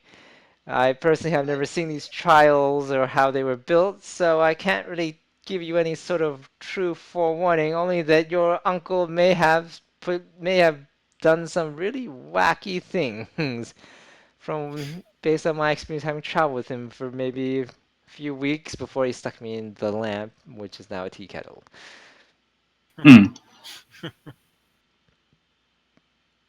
And of course, feel free to bring any of your companions that you wish to assist you, because you're probably going to need them, says Al-Qusari. Oh, that sounds reassuring. Yeah, it probably doesn't sound that reassuring, says the noble Djinn. Oh, and if you successfully complete all three trials, I am also authorized to grant you three wishes at the conclusion, or at any time that you desire. At which point, my contract with previously your uncle and now with you is technically over at that point, says the noble Djinn. Hmm. Well, now this seems to be just getting better and better. What did you expect? It's a Djinn, a noble Djinn. What else would they expect? I was expecting a small coffer. Then when I saw the house, expected a house. Now, aside from a mass fortune, supposedly, there's also now wishes. Yes, And genie ooh, wishes. can I make use of wishes?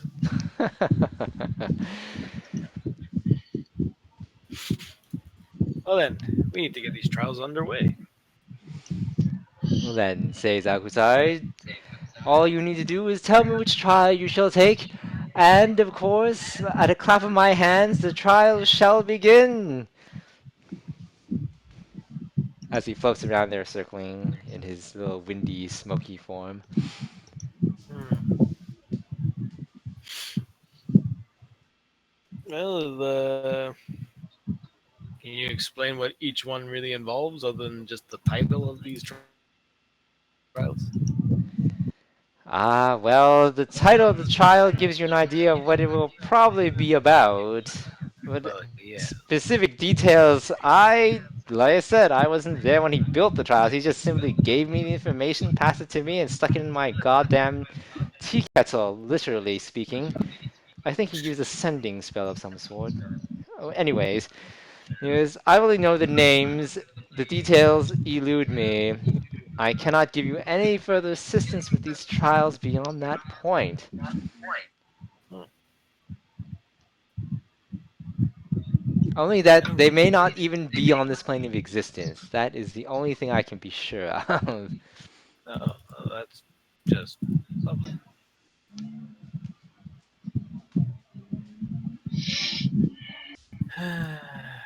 What do you think, Arwyll?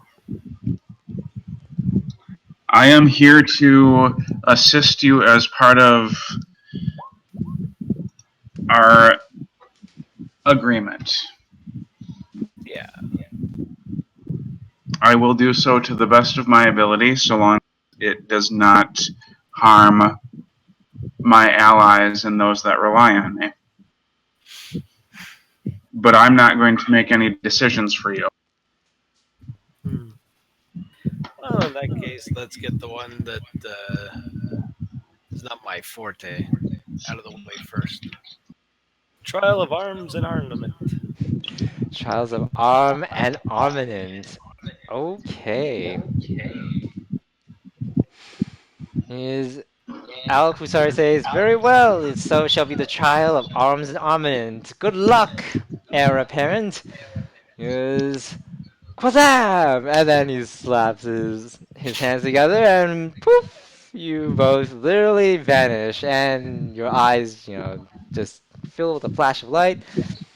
and you appear on in a desolate desert, actually, a desert, um, with some rolling sand dunes everywhere, all around you. In the distance, you hear what appears to be the sounds of bloody death and slaughter somewhere. You're not quite sure what exactly kind of slaughter is going on. It seems to be coming ahead of you, you think, wherever ahead is, whether that's north, east, west, or south. You randomly decide that you'll designate that as north, so suppose you could just say it's north of you. Alrighty. And Harvey was like, let's hide in the shadows of the dunes. Okay, sure, I guess you could do that. You Arms are vanish. not Not a bad decision. go hiding. Let's go stealthily into this. Okay, Not sure. as good. That's a good roll. Still a good roll. Okay, arms and armor it is. You guys climb, well, more like weave through the dunes and the shadows of those dunes, and you come upon what appears to be a massive battleground. Blood everywhere, devils and demons galore, slaughtering each other in what appears to be an endless war, an endless battle. If you have knowledge planes, you may make a roll to understand what this is, really. Towering juggernauts of destruction everywhere. Uh, Literally look like battering rams spraying hellish fire and lightning.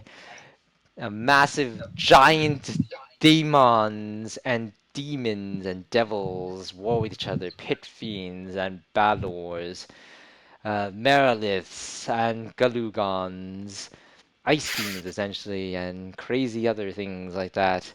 And there's just literally littering this desert field with demon and devil blood. You're not really quite sure what in the world this trial is about, or your uncle is just simply insane. So Leaning towards the insane. probably. So, what do you make of this, Arwyll? Any reason why these things are fighting each other here? Oh, Well, I nice. did make a knowledge of the plans roll. Well, this is definitely a Um, battle of the Blood War, which is the eternal battle between demons and devils for supremacy of evil, and sometimes hiring daemons as their mercenary support shock troops. I would assume On either side of that the field. Okay, go ahead, Arwyll. Say your thing first, as you. I would assume that we need to enter the fray at some point, given the name of the trial. Hey, if you're saying this is a But cemetery, that's all I know. we don't need to get involved. On the two sides of this battlefield, there is a massive-looking Balor. The other side of the field is a massive-looking pit fiend. With Arwell's knowledge planes check, you can tell that the Balor is probably some sort of demon lord. And on the other side, that pit fiend is some sort of devil duke or Nessian pit fiend. And they have their arms crossed staring at each other, shooting lightning between their eyes, like literally, kind of like zappy lightning. While their soldiers are slaughtering each other in the middle of the field. They are not themselves involved in the battle directly. And yeah, that's what you're looking at right now. You have no instructions at all. You're just kind of left here wondering what in the world. All you know is this is the trial. What does it mean? What are you supposed to do? I guess it's time for you to figure that out. The mystery. You know where we Neither are? the Demon Lord or the Devil Duke appear to be hostile-ish at first glance, except to each other. None of them are making a move across the field to kill each other either, just letting their Hmm. minions do the All work. right. So yeah, Mike's question. Do I know where I am, or do I know where we are based on my planes check? Uh, let's see. Based on your planes check, you are somewhere in oh, would it be there? You're probably somewhere on the edges of the abyss, in some sort of area that's simulating desert sands, really. And apparently there's maybe some sort of connection to the nine hells that crossed over, allowing the blood war to spill over here into this area. Other than that, I mean, yeah, you're literally in the abyss. Okay. Thank you, Uncle. Is what you should be thinking, Hawkfield. No, I'm just kidding. Well, this is your show, Hawk. Hmm. How do we get out of here, too? Is there a doorway that we can always go back? Nope, no doorway. Nice. So the trial must be completed unless you wish to find a long way out of the abyss. Yeah, no. Hmm. Or you could probably use the power of the Nexus. I don't know if Yeah, the Nexus extends to this layer of the abyss. I have yet to make that judgment call yet. That's up to you. And of shadows course, exist everywhere. shadows exist everywhere, but if you do, you still haven't completed the trial, so that just means you just left it for to deal with some other time. It's up to you. I mean, there's no need to push yourself to do anything. This is so open-ended. You wanted the fortune, this is what you're gonna have to do to get it. It's not gonna be too All right. straightforward. So I see no reason why we would need to be involved in the war that these freakish things are doing. The only other thing I see, Arwyll, are that big ass demon over there and that big ass devil over there. Perhaps we need to do something with them. That was my guess as well, but I mean, my nature just tells me that this whole trial is to steal their weapons, but that's just my second nature for everything, is steal something. I steal that thing's tail if I could. That's who I am. Too bad the tail doesn't well, attach. But yeah, if you really want to steal a tail, you're gonna have to kill it if you want its tail. That's not stealing if it's already dead. I suppose. Oh, if that that is the way that you wish to do it. cut off a thing's tail and steal it without even realizing its tail is gone. Now that's a thief. Oh wow, that heist would be legendary. I'm not sure how you pull that one off. That would definitely earn hero points for sure. That would probably also earn a mythic tier if you could actually pull off a way to steal its tail without actually killing it and without it actually noticing. Pretty funny. Because that's Hmm. legendary. How could you possibly do it without it even noticing its tail was gone? Without the pain. That's incredible. I'll Well, let you That would think be about how. very impressive, yes. Yes, that would be quite impressive. all right, I'll work on that one later. Either that or its eyeball, something. So what do you guys want to do? You literally have the advantage of being undetected, so the ball's in your court on how you want to solve this trial. All right. Arwyll, I give you a choice here. Devil Yes. or demon? Devil or demon, you said? Yep, devil or demon. Uh, I'm I the player am going to roll a die. Even will be devil, odd will be demon. Okay. Alrighty. Demon it is. Alrighty. Okay, you're gonna go walk over to the Balor looking dude. Yep. This Balor is probably 3 times the size of a regular Balor. Hence why it's a demon lord.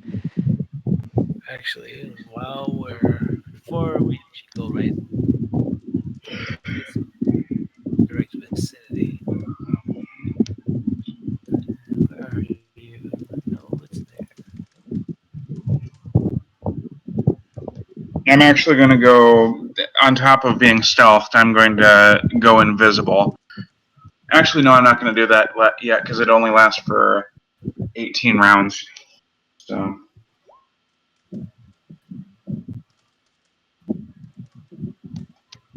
Scroll, I believe. I have.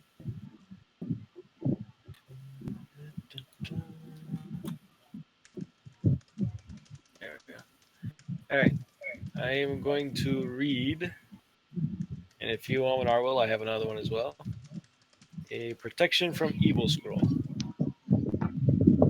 certainly, All right, so I'll give you one, and you can use scrolls.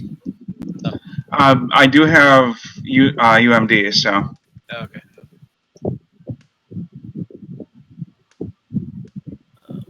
Doink. Woohoo! That's sad. Okay, you roll like a And 1 on your skill check. That should be yeah, interesting. I'll use the hero point to reroll. Okay, if you really want. I mean, it wasn't fatal, I think. But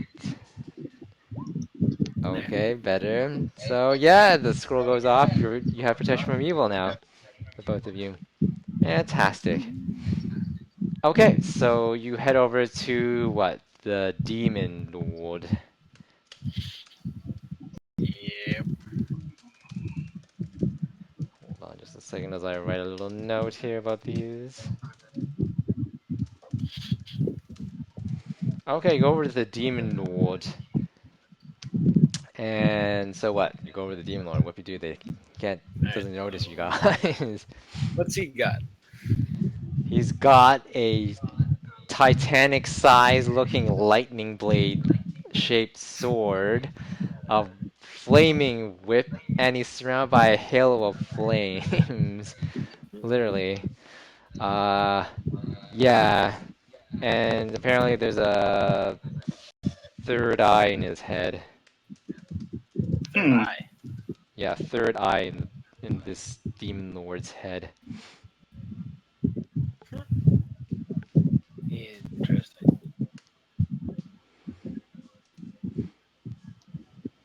Very interesting.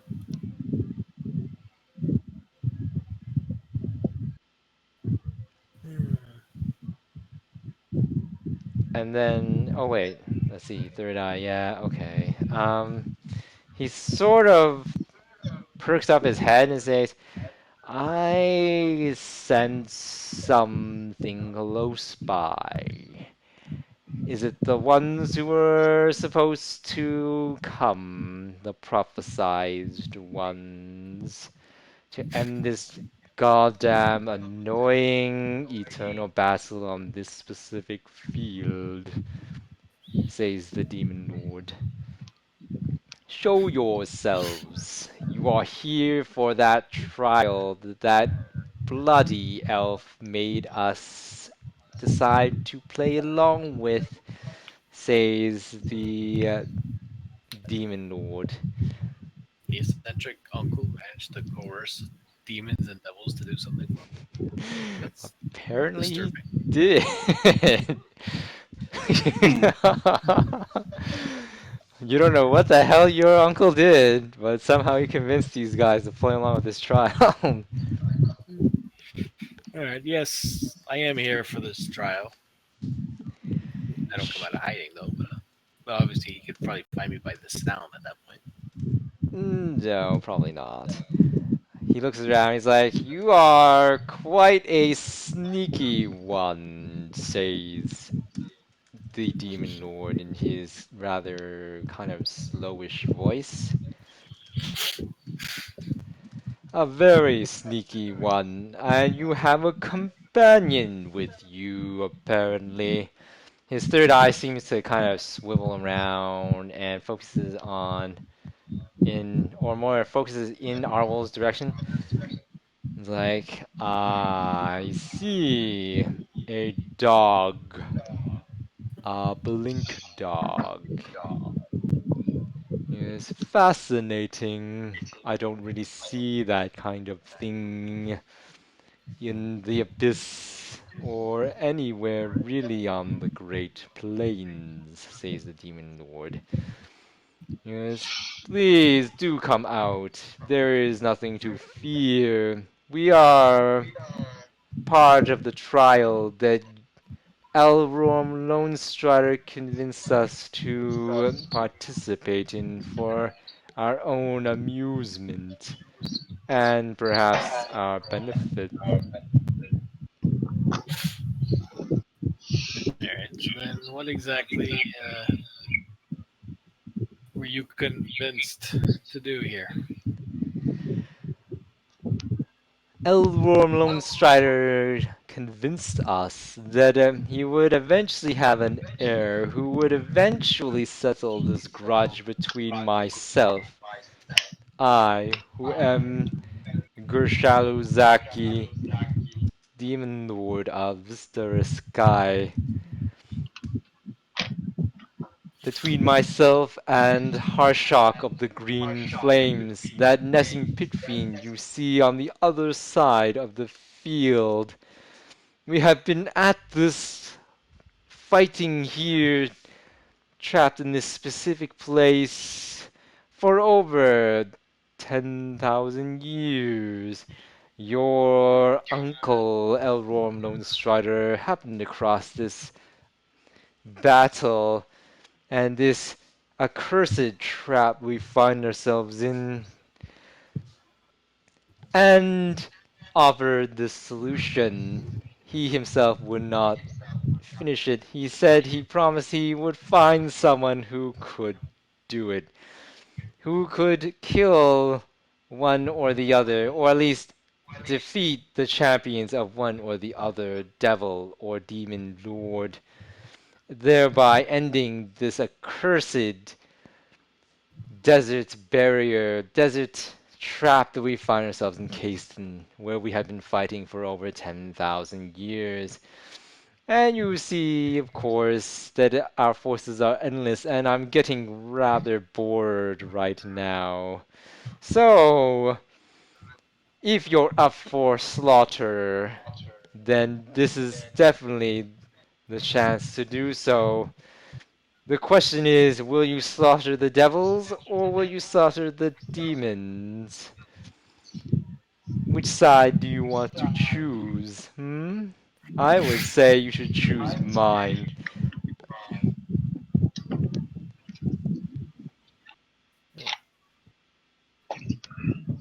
Do we have to kill one, or you're saying we have to kill the whole army of devils or demons? Oh no, even you couldn't do that. But Exactly. actually, if you were able to kill that harsh shock of the Green Flames, I would be extremely impressed, says the Demon Lord. No, according to the terms that created this entrapment, you need only defeat his strongest champion. In doing so, the balancing energies of this entrapping field, this desert storm here, or desert cage, I should say, will destabilize, allowing our forces to finally be free of each other after 10 millennia of endless slaughter.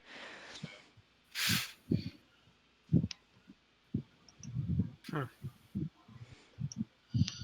Or, of course, if you're crazy enough, you could try to take on both of our champions to destabilize it. I would probably recommend against it unless you really have a death wish. But then, I don't really know how strong you are, heir to Elrorm. All right. And your And what faithful is your dog. champion exactly? My champion? My champion is that fellow right over there. He points to a massive Galugon ice demon that is literally spearing a whole bunch of devil no, not devil Vra, but devil Iranis and other sort of devils that I can't even remember because there's so many different types, and shadow devils or something like that at the moment. It's about roughly, I don't know, triple the size of a regular ice demon that you've ever heard about. I mean, Arwyll, with his knowledge planes, would probably figure that's pretty damn big for an ice demon. That is Yeah. my champion. Yes, that is my Galugon lieutenant. And he is, let's just say, extremely good at his job of freezing you to death. Of course, feel free to talk with Harshak and get his side of the story, I guess, if you really want. Maybe you're willing to fight for him. Either way, I just look forward to ending this eternal border. I need new enemies to fight, and of course to reclaim my domain in the abyss, says Gershalu. Answer me this. When this is taken care of, where will you be freed to? We will just simply be able to leave to our respective domains, says Gershalu. Nowhere else at all, really. I will be able to return to my abyssal domain of Vista Sky, and Harshak, if I don't kill him first after this accursed desert barrier comes down, will probably flee back to the Nine Hells to figure out what happened to his duchy after, I don't know, Okay. 10 millennia, says the Demon Lord. Okay. Hmm. All right. Well, thank you for that. I will go speak with your counterpart over there, and we'll make our decisions shortly on how we are to handle this for you. I look forward to your decision either way, says the Demon Lord. I just hope you decide to pick my side, the winning side. Hmm. Well, I tend to always pick the winning side. That's just how I am. Okay, so you then triopsy over to the other side of the field, where you see Harshak of the Green Flames. This pit fiend, or nesting pit fiend, is green as green can be, as befitting his name. And he literally has, I don't know, how should I say it, like a uh, halo crown of burning emerald flames around his head, his horned head, wielding his usual pit fiend-like weaponry, whatever the hell that usually ends up being. Could be a pitchfork for all I know. And yeah, he's just standing there looking over, is like shouting orders like, "You stupid irdies, go and cover the other flank over there to the east. You platoon, go and cover the west." Blah blah blah, things like that. Unlike Gershalu, he does not notice either of you really at all, to be honest. And so it's up to you to decide what you want to do at this point.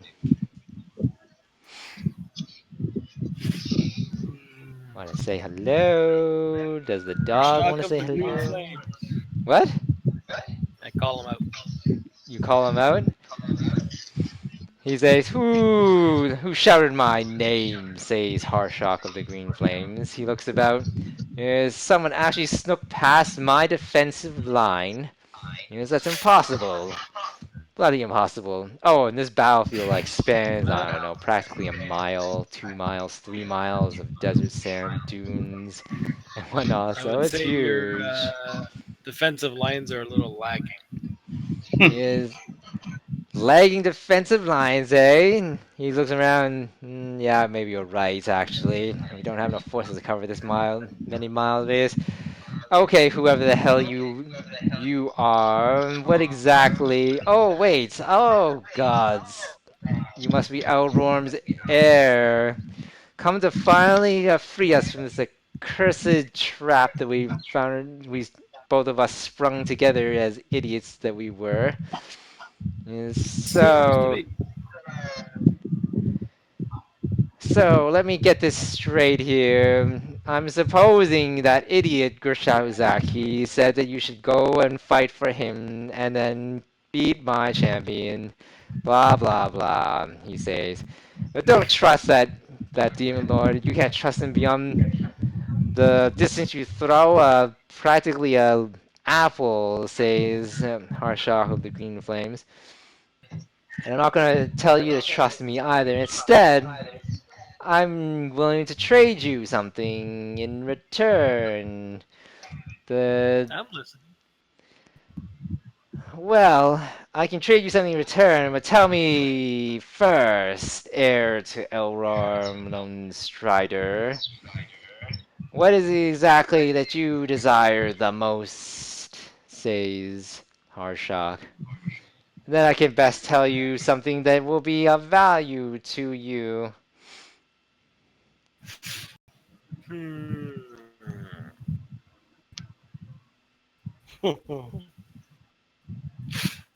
Yeah, why not? Go for broke.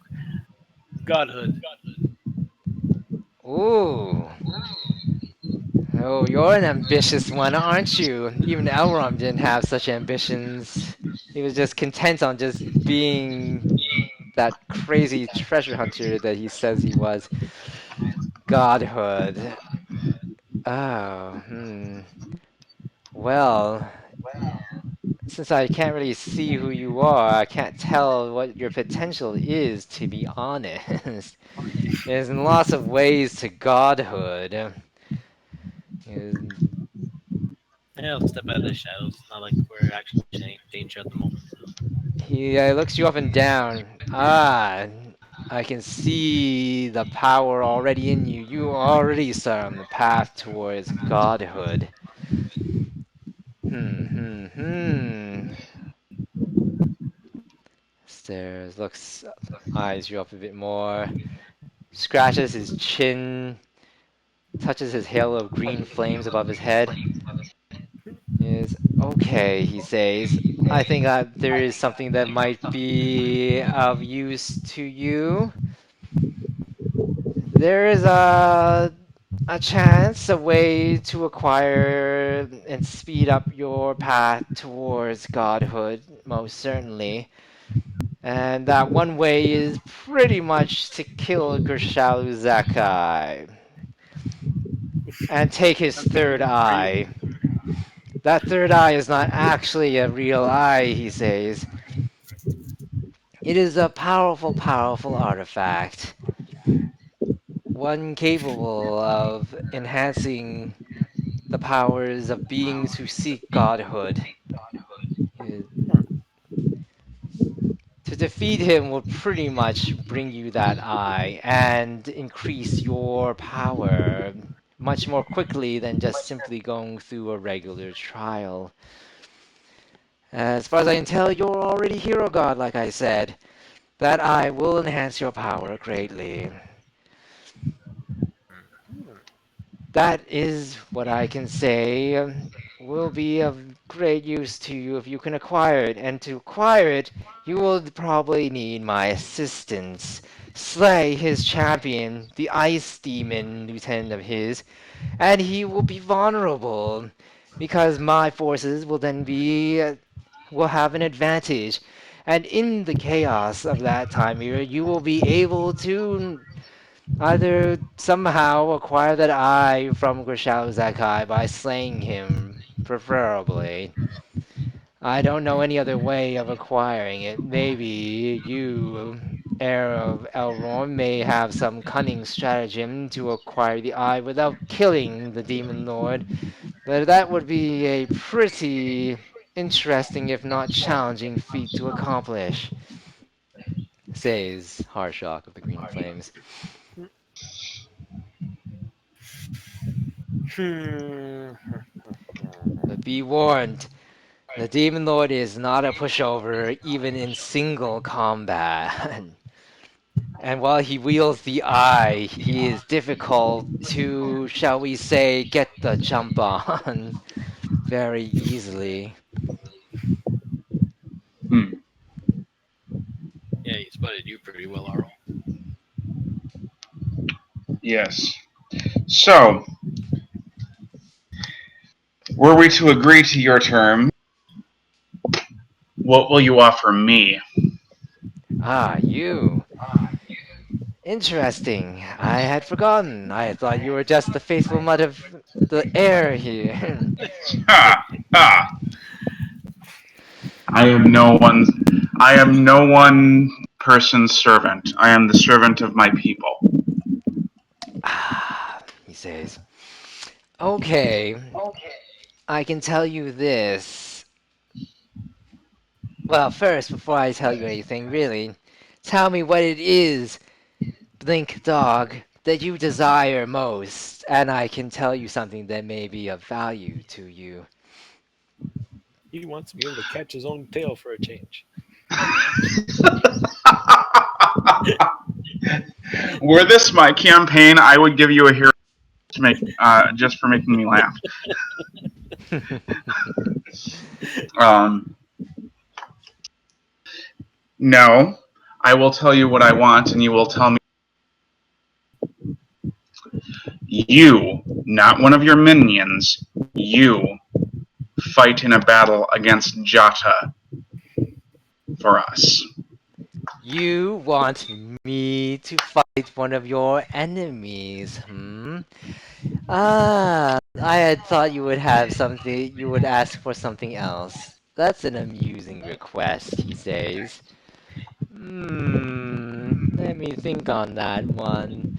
Make a diplomacy check. All right. He's not hostile, so this isn't too difficult. So, ooh. I'm going to use a hero point to reroll that. Okay, sure. Spend the hero point.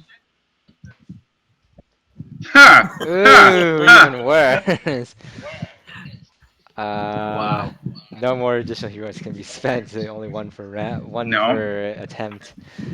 Uh, he's like, no, no. I'm afraid I have to decline that request specifically. Ask me something else that you desire, and maybe I will perhaps grant it. I will have to consider it while Hawkfield considers whether he's willing to take your offer.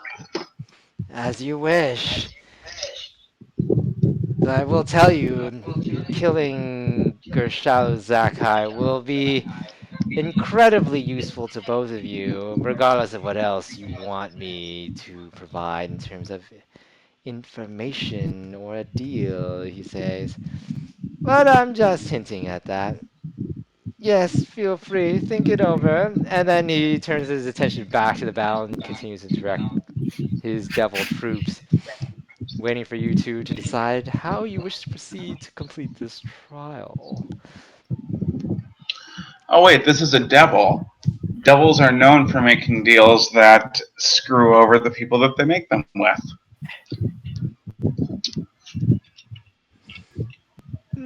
Yes. There is the term, deal with the devil. Hmm. Devil's in the detail. Oh, Yep. also, Arwell, you can also choose to automatically succeed with a consequence. at some later date? No, no, No? Okay. I'm it's just fine. letting you know the option exists. Okay, cool. Continue contemplating your options then. Thank you for letting me know, though. I actually didn't know that. I had instituted for in another campaign. I forgot that I was intending to institute in this campaign as well. All right. Though people have had, shall we say, interesting results when they do that. Yeah.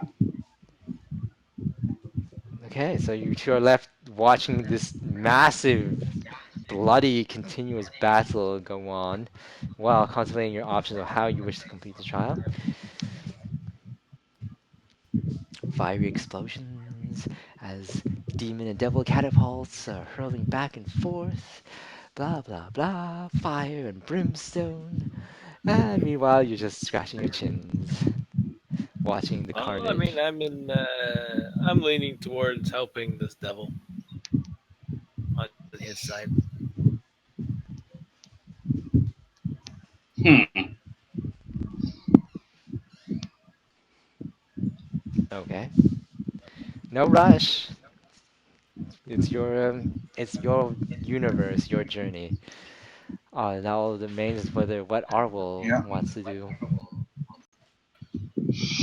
I'm considering. I mean, but by nature, blink dogs are lawful good. So our will is not comfortable here. Uh-huh. Sure, I know. It's two evils that you're dealing with right now. You Yeah. don't trust either of them. That's cool. Take the lesser of the two evils.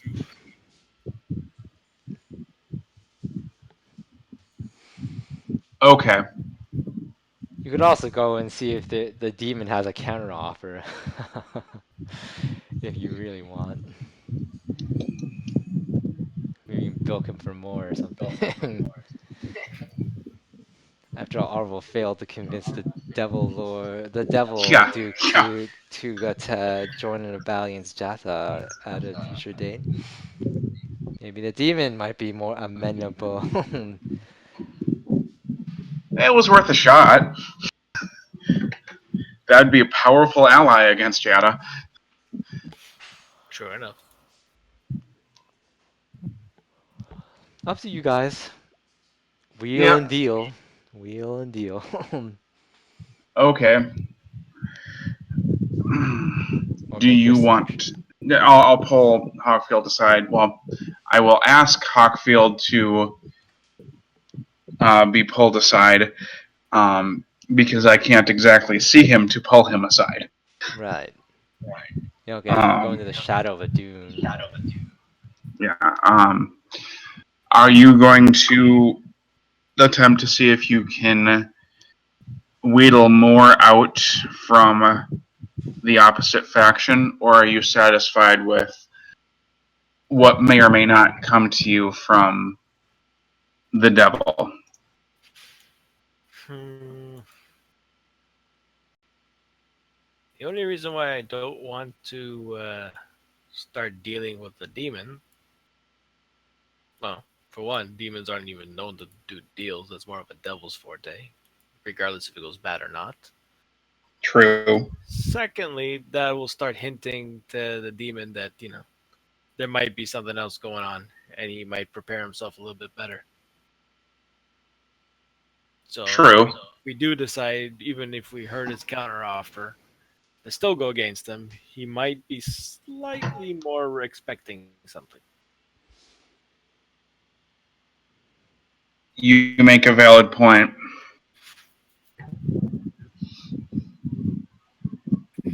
But I mean, my motives have been well sated according to the devil. But it's up.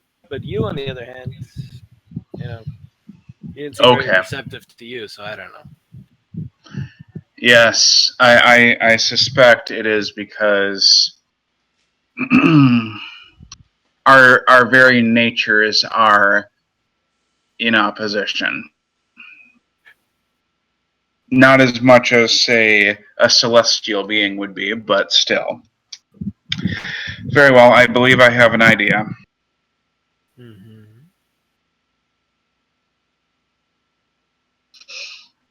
I'll go back to. We're talking to Harshak, correct? Yes, Harshak, the green flames, the massive Nessian pit fiend. Okay. All right. Here's what I will ask of you.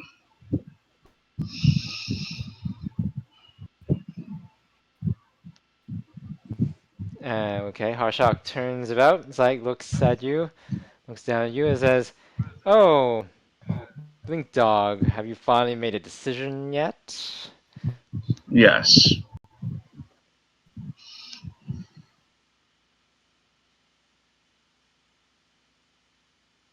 I am asking for one of your. I won't take a general away from you, but one of your more powerful servants to serve me or my allies as if they were serving you for,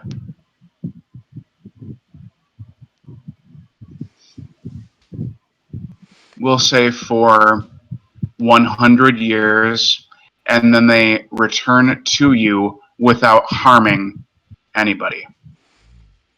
Harshak says, "No deal," he says. "You rolled too badly on that other diplomacy roll, so that was the price Very that you well. won." Because Harshak's like, "No, no deal. You haven't convinced me it's worth even giving up one of my other less powerful demons necessarily to this cause. And I can sense the goodness about you, a blink dog. It would be Okay. troublesome for you, perhaps morally, if that were the case." Okay, fine. My final offer is you consider a second request from Hawkfield. A second request. Why should I do that? I'm giving my favor to Hawkfield. I already gave him the information he needed. He wanted godhood. He can accelerate it very quickly by killing Gershalu Zekai, the demon lord, and taking the eye.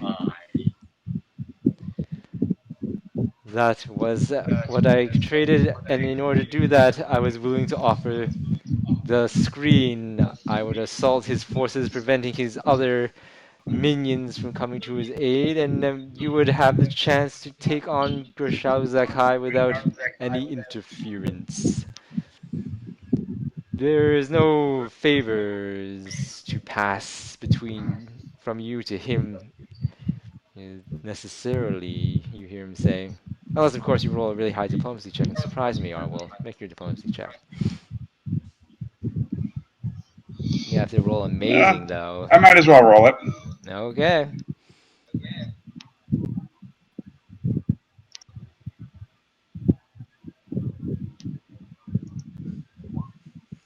Yeah, Mm, that's about half as good as I could do, but it's about as good as I'm going to get.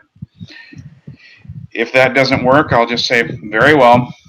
yes. The Nesting Pit Fiend's like, no, I think there's nothing else we can discuss in terms of that necessarily, you hear him say. Very well. Okay. Hawkfield, if we are to do this, let's do this. I grow bored of this thing. Imagine how they feel for 10 millennia. Yes, they've been at this for 10 millennia. And Slaughter. So, you make your decision yet on who you're going to support? Oh, let's take on this champion of the demons first. Okay. So, Gauge, we have to gauge if tell. it's worth going against the demon lord after that. Huh? Said we'll feel it. We'll feel if it's worth going after a demon lord after we take care of his champion. Okay, cool. Okay, so you let the guy know. You let Harshock of the Green Flames know. He says, "Finally, we can put an end to this accursed desert barrier trap that we've been encased in for so long." He yells across the field. He goes that Elrorm's heir has chosen his side and will face the champion of Grishao Zakai. And Grishao Zakai shouts across the field in a booming voice that literally shakes the dunes. He goes, "Very well," he says. "I will send my champion force to the center of the battlefield." He goes, "Prepare for the final conflict then."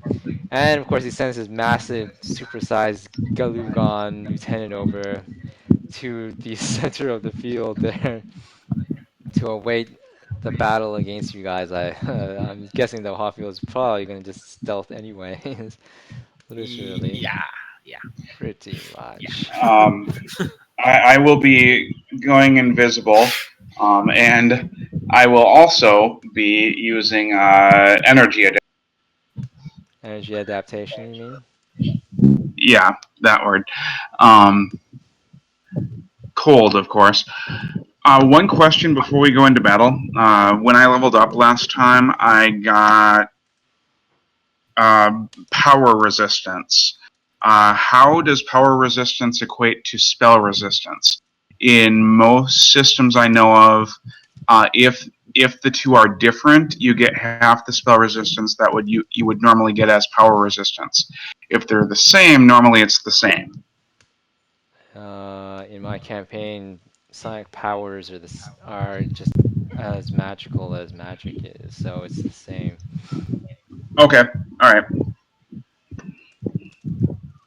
good to know. Okay, so the Galugon, the supersized Galugon lieutenant or general, is literally there awaiting you guys, and it's literally just, radiating a superbly intense chill cold all around it. And of course, frankly, you guys, I don't even know if you even went there because, well, I don't even know if anyone sees you go there, to be honest. You guys shift through the battlefield, demons and devils are literally still fighting, and the creature is just there, uh, and it's looking in the general direction of, let's see here. It's looking in the general direction of Arwyll, as if it knows as if it knows you're coming. Okay. Though for Hawkfield, no clue. Okay, so it's probably like, I don't know, by the time you decide to get to it, somewhere over there. What do you want to do? I have nothing to protect myself from cold. I am going to see if I level 4 powers.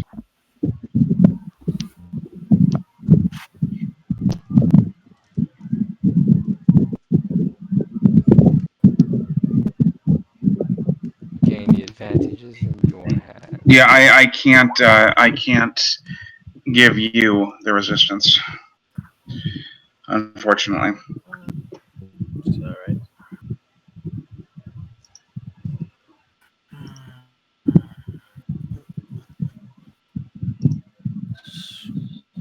What's this? The clang of battle. Demons and devils slaughtering each other as For you when we get prepare that far. yourselves. Bloody death. What that one? And I suppose Silas can be removed as he's not here. Oh, you don't need to move his token or anything. You can just leave him there. It's cool. We're just using Okay. this central area that you can see on the screen to roughly approximate. Yes, the creature is just kind of like, its ice encrusted, reptilian like eyes staring across the field, waiting for you to come. You don't know what weird things that Demon Lord has done to this specific demon general of his.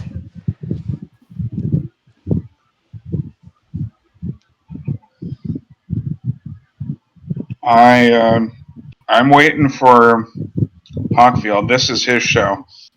Well, you can roll initiatives, obviously. There's obviously going to be a surprise round since this, well, maybe not quite a surprise round. Probably a surprise round. Ooh. Really? Oh, initiative 35. Wow, that's pretty high. Oh, yeah. There's my 120 for the night. Yes, probably one of the few, is it? The only one so far. Besides the other 20, I think I saw. Well, only 20 from my my rolling anyway. Yes, I know. It is true. Well, you've already rolled your initiative already? I didn't even remember. Oh, yes, you did. Yep. 11.03. Okay, well, looks like Hawkfield's first. What does he want to do? The creature is hulking, massive, literally 20 feet tall, like a giant, bigger than any ice demon you've ever seen before, wielding a trident of ice, or a glaive of ice, really, not a trident. Wisps of icicles flowing around He's it. holding it. Huh? He's holding his trident right now. Well, icy glaive, to be honest. Icy glaive. Right. But either way, he's actually holding it physically in his hand. Yes, obviously he's holding his weapon. Why wouldn't he be? I don't know. I figure it's sheathed for now. Who knows?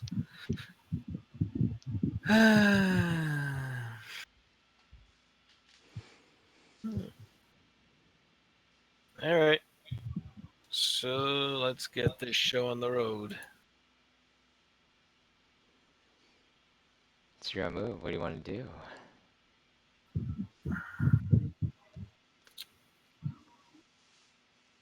Yeah, look at that. Nothing at all. Really would have thought we'd have something. That's it. Let's put the music on. Now we're in trouble. What? Uh-oh. Not really. What are you talking about?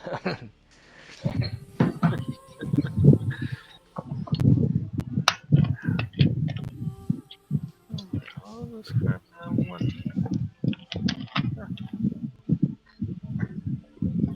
Alright.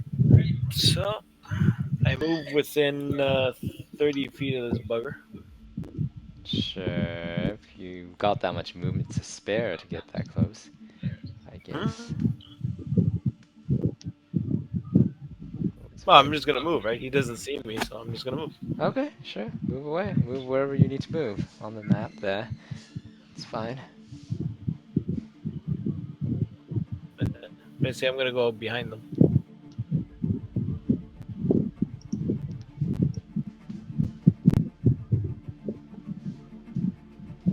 Okay.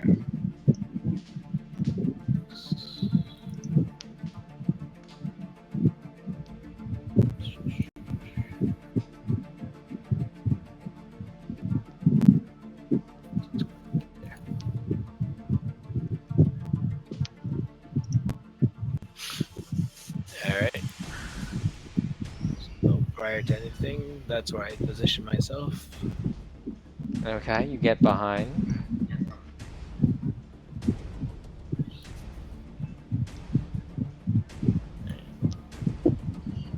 Just okay.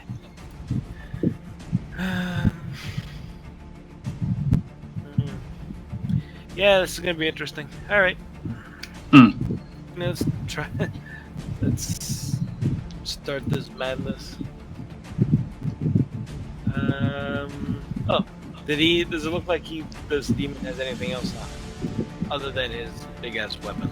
Nope, just a weapon, him, his claws, and his icicle-covered form. Simple as it gets. Okay.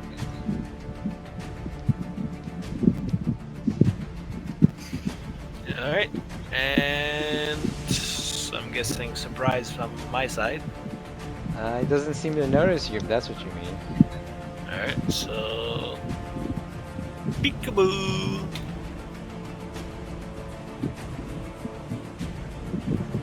Three daggers start flying around at him.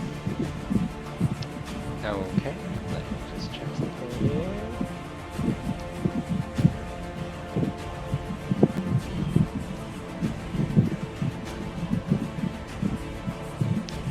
Okay, your three daggers fly towards him and literally bounce right off of his icy hide. Every one of them is still Bounce. yeah.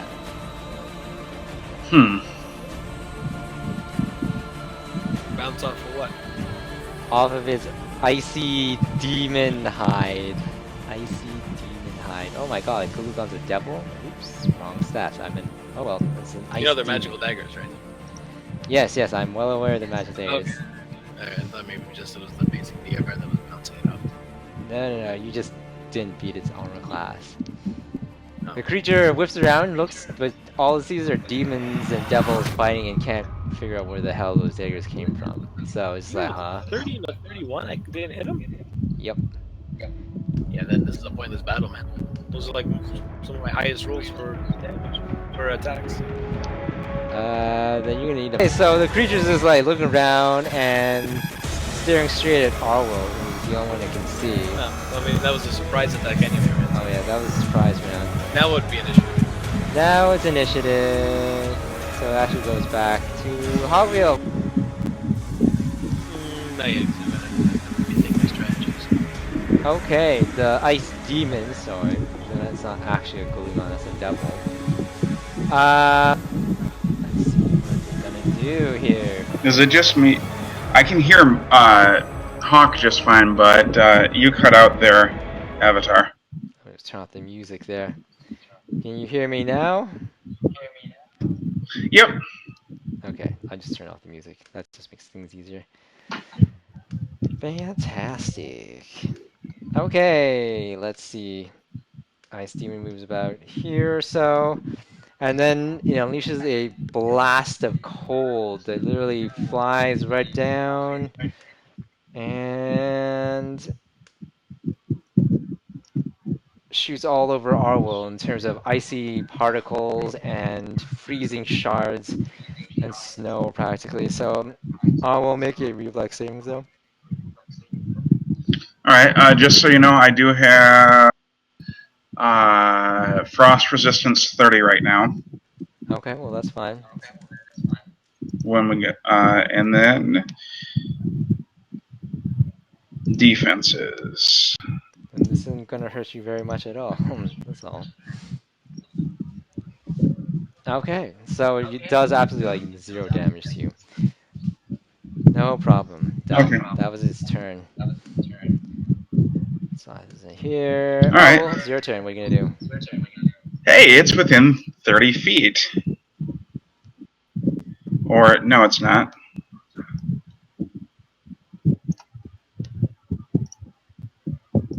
Now it's within 30 feet. I'm going to hit it with a...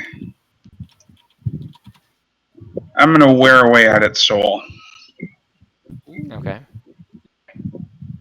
Disrupt pattern. 31 touch AC for 38 damage. Yep, that gets it. You see part of its demon flesh literally start breaking apart like glass. Well, not like glass, but more like ice being chipped away and then literally splintering. And you did what, 38 damage, is it? Yeah. Still alive, but it's just like chipping away at a huge mountain of ice practically with a very small ice pick. Hawkfield, what are you gonna do? Oh yes, the true strike. Yeah, this true strike, but I'm out of range at the moment. Well, with true strike, I mean, technically with a plus 20 bonus, you could probably throw it even at far range. You could probably make a move, toss a dagger. Well, I mean, I'm only going to get one attack with that anyway, right? So, Pretty much, yeah. so I can close Unless it. your other two rolls are 20, are like natural 20s. Yeah, that ain't going to happen. So if I go 30 feet, put me right about there.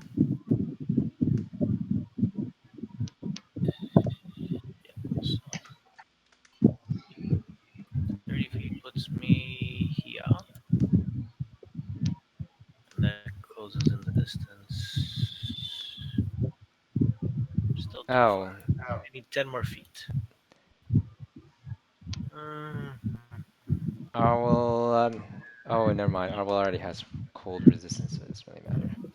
I guess that's all I can do. I can only Yep. move 30 feet. Cold, resist cold. Yeah, it's literally a walking ice storm practically. You don't Hmm. feel the cold at all because of your ice resistance. Hey, Hawkfield, so you moved in closer. You're gonna hurl a dagger or what? Not from this range. No. So you're just gonna stay there then, hold, delay, something, kind of. Well, that delay. I mean, that's a full action, right? Oh, you're gonna 30 full feet. action.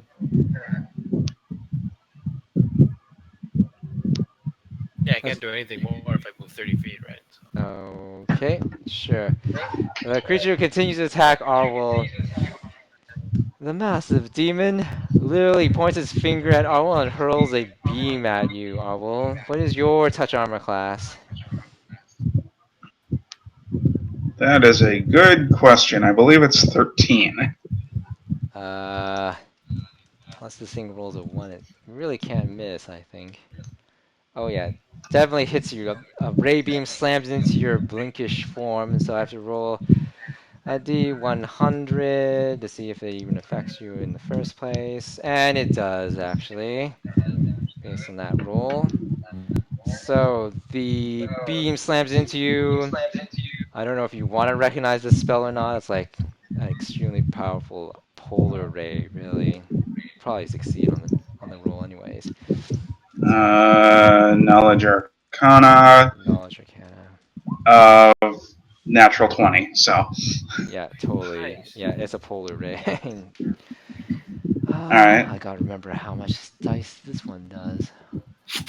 How many hit die is this thing? Okay. So it's gonna be. You take. Oh, but then you have ice resistance. So minus 30 hit by ray. You take 40 points of ice damage after 40? resistance. Yeah, 40 after reducing ice damage from your resistance. Okay. Okay, hits you with that. Next would be your turn, actually. So you're now trading shots while Hawkfield is trying to figure out a way to hurt it, the thing. Yeah, I'm going to do the thing that I know is going to work. Okay, you decide to disrupt its icy form again. Yeah. Right. Yeah, Only it's 34 points of damage. it's like chipping away little by little. It's still going strong. Hawkfield, you gonna hurl that All dagger right. yet? Coming. All right. So now, Let's look at Don't my forget you spell have martial list. maneuvers, right? I mean, your own kind of martial maneuvers, if you want to I know. use them. So I am gonna move 15 feet. I mean, like I said, I'm only gonna get one shot anyway. So with the true strike, That's right. so I'm not too worried about my full attack right now. All right. So now that I'm in range of where I want to be, can I use the hero point to maximize my attack? Uh, Maybe. Uh, Wait a minute. What do you mean maximize your attack? Is it maximize your attack or maximize damage? The damage. Sure. Yeah, you can maximize damage with the hero point. For all the parts of the damage. Uh, yeah, I'll give it to you. Sure. Why not? Okay. All right. Ooh. So let me roll So my I have to make attack. it count. You're like, let's go for the head, and you hurl your dagger, and it flies, spinning end over end towards it. All right. So 50 to the attack roll plus. We're definitely flanking it at this point. Yeah, I'll give it to you. Sure. All So right. what's the total damage we're looking at here? So the total damage would be 150. Wow, Oh, that literally. sorry, 156. I forgot it's also a shocking dagger. So like an extra d6 of Oh, damage. oh. You literally sheave off a part of its demon skull, but it's still operating. It roars in agony. It turns around and tries to figure out where the hell you are, but unfortunately, probably it will never successfully do so. Unless it rolled like a 20. No, no, not even close. Okay, so Hawkfield literally sheaved off half of its skull.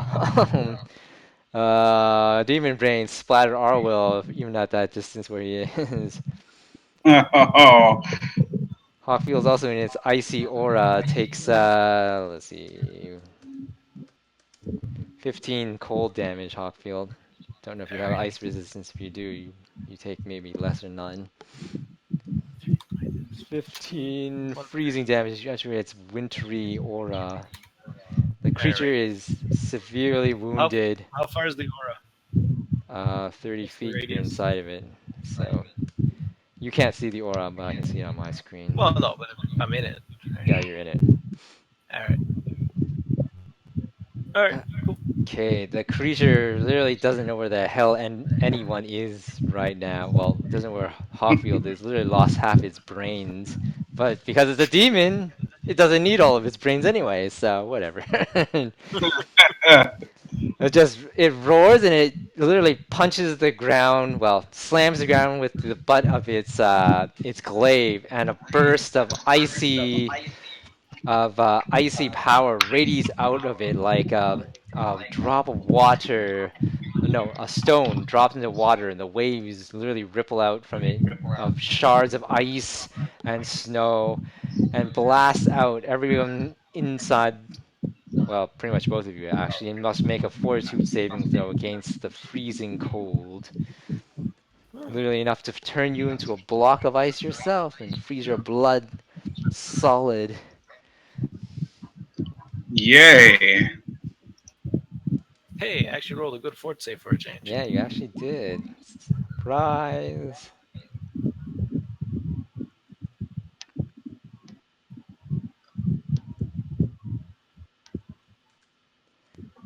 Arwyll. Okay. Oh, you have SR 30? Where the hell did that come from? Oh, yeah, because of power resistance. Yes. It beat your power resistance, so you're definitely affected. You failed the saving throw. Do you wish to spend a hero point is the question. Um. Yeah, I'll spend a hero point. Okay, re-roll your saving throw.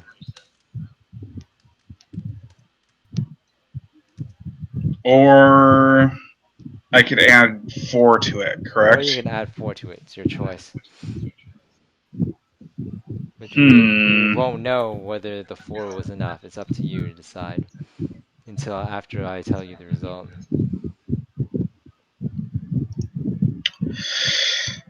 I think I will take the chance and add 4 to it. Okay, well, your chance was correct. You successfully just barely managed to save, but you do succeed on the saving throw.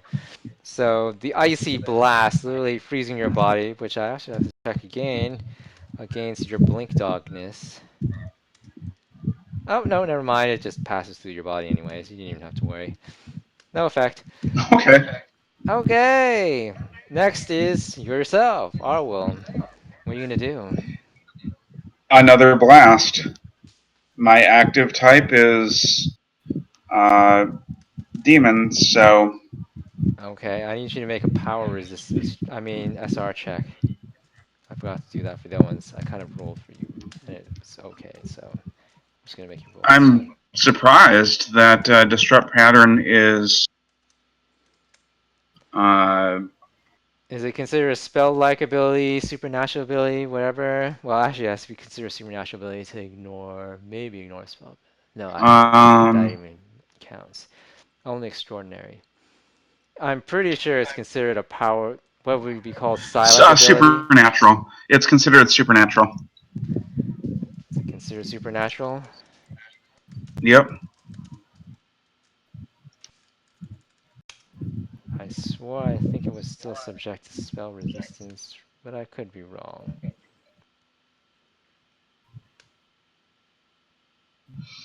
Right next to the disrupt pattern entry in cryptic, it says supernatural.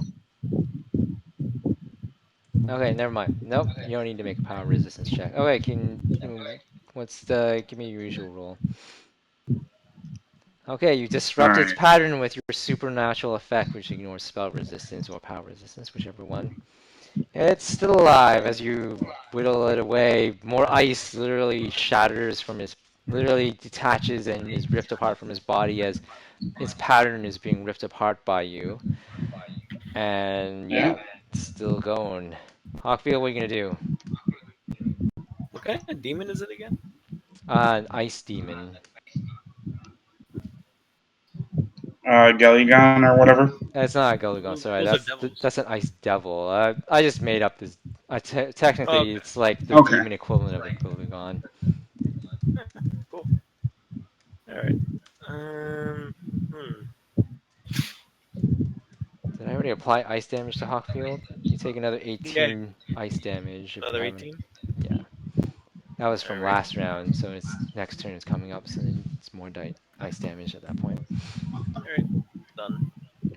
Oh wait, Hawkfield's your turn. What are you gonna do? Alrighty. So. Let's double check if this is going to be worth using or not. Hmm.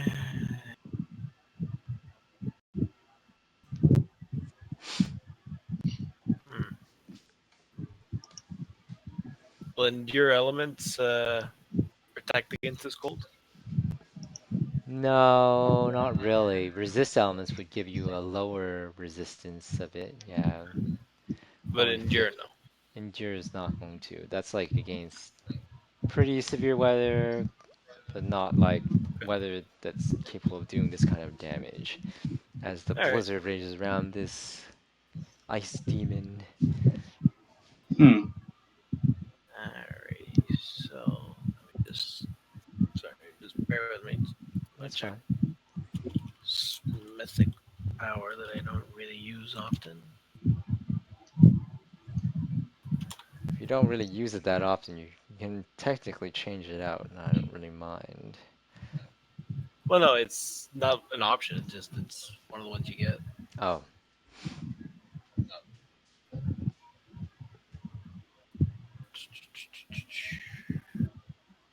So where are you? Yeah. That's not gonna. And that doesn't help, but give me an extra add to my attack roll or not. Okay. this is where having a cleric with blessing and prayer spells or some other buff spells is usually handy. But there's no point. Uh, yeah. I have, we have potions of bless, but that's not gonna add much to it. +1. Yeah. What's plus one gonna do? You also use hero points. That'll give you, if you do it before you make the attack rolls, +8. A hero point, To plus all of 8. the attacks or just the first one? It's the first one usually. Okay. How about this? Can I use the hero point to add the +8 to my second attack? Yep. Yeah, you can certainly do that. All right, and I'm going to use a mythic surge on the first attack. Yep, you can do that too. All Totally. right. All right. So, boing. I'm Here not go looking my at. my surge just for the shits and giggles. I'm pretty sure it'll still miss though. Oh, cool. All right. So flanking bonus plus my attack roll on the first is going to be 33. And then my attack roll on the second attack would be again flanking, but and 35. I thought you said you added a hero point to the second attack. Oh, 8. Yeah, you said it plus 8, right? Yeah, it So was +8. That's right. 27 plus 8, 35. And then the first attack was 27 plus my 6. So Okay. 33. And He then, like I hurls said, the flanking the force. daggers at it, and the thing literally bats them away. All Hey. 3 daggers. Seriously, even with a 35? Yep. Even with the 35. Bats it away. Yuck. Yeah, see, so then, yeah, I'm useless. I can't do shit for this guy. Okay, the creature just continues to attack all because it can't even figure out where the hell Hawkfield is right now. And hurls another lethally deadly beam of icy power at Arwyll again, which is a touch attack. Probably can't miss unless it literally rolls like super crap. No, it didn't. So it slams into Arwyll. Which is Arwyll's blinkiness going to save him? Nope, not this time either. So that's going to hurt like a bitch. Let's see, 21. Likely, yes. Yeah, you take that plus minus the cold resistance. So you take 44 cold damage as the icy ray slams into you. Okay. And that's it. That's Arwyl's turn. Your turn, Arwyll. What are you gonna do? You're literally being blasted by supernatural cold, so cold that even your ice resistance can't seem to keep up with it at the moment. I'm going to blink or dimension door. We'll say 150 feet away. Okay, sure. So you're 150 feet away. You're not actually on the map. We'll see. Oh, yeah. Yeah. Shit, I forgot. And then I'm going to use a power to heal myself. So Okay, sure. Use roll whatever hit points is necessary, wherever it is, or whatever this main map I is. believe it's body adjustment, and it is the uh, I heal 36, and I just spend more points. Okay, So that's right. I know how it works. All right, 36 hit yeah. points you heal. Great. And your wounds close as you literally readjust the molecular structure of your body. So Hawkfield, what that's shall you do? You see Doggy Dog just vanished for a moment. He vanished into the field of battle. That's okay. It's not like it mattered because this guy can't see you anyways. What are you gonna do, Hawkfield? Have you discovered something that will help your attack rolls? Nope. You can always use a spell attack. Maybe read a scroll or something.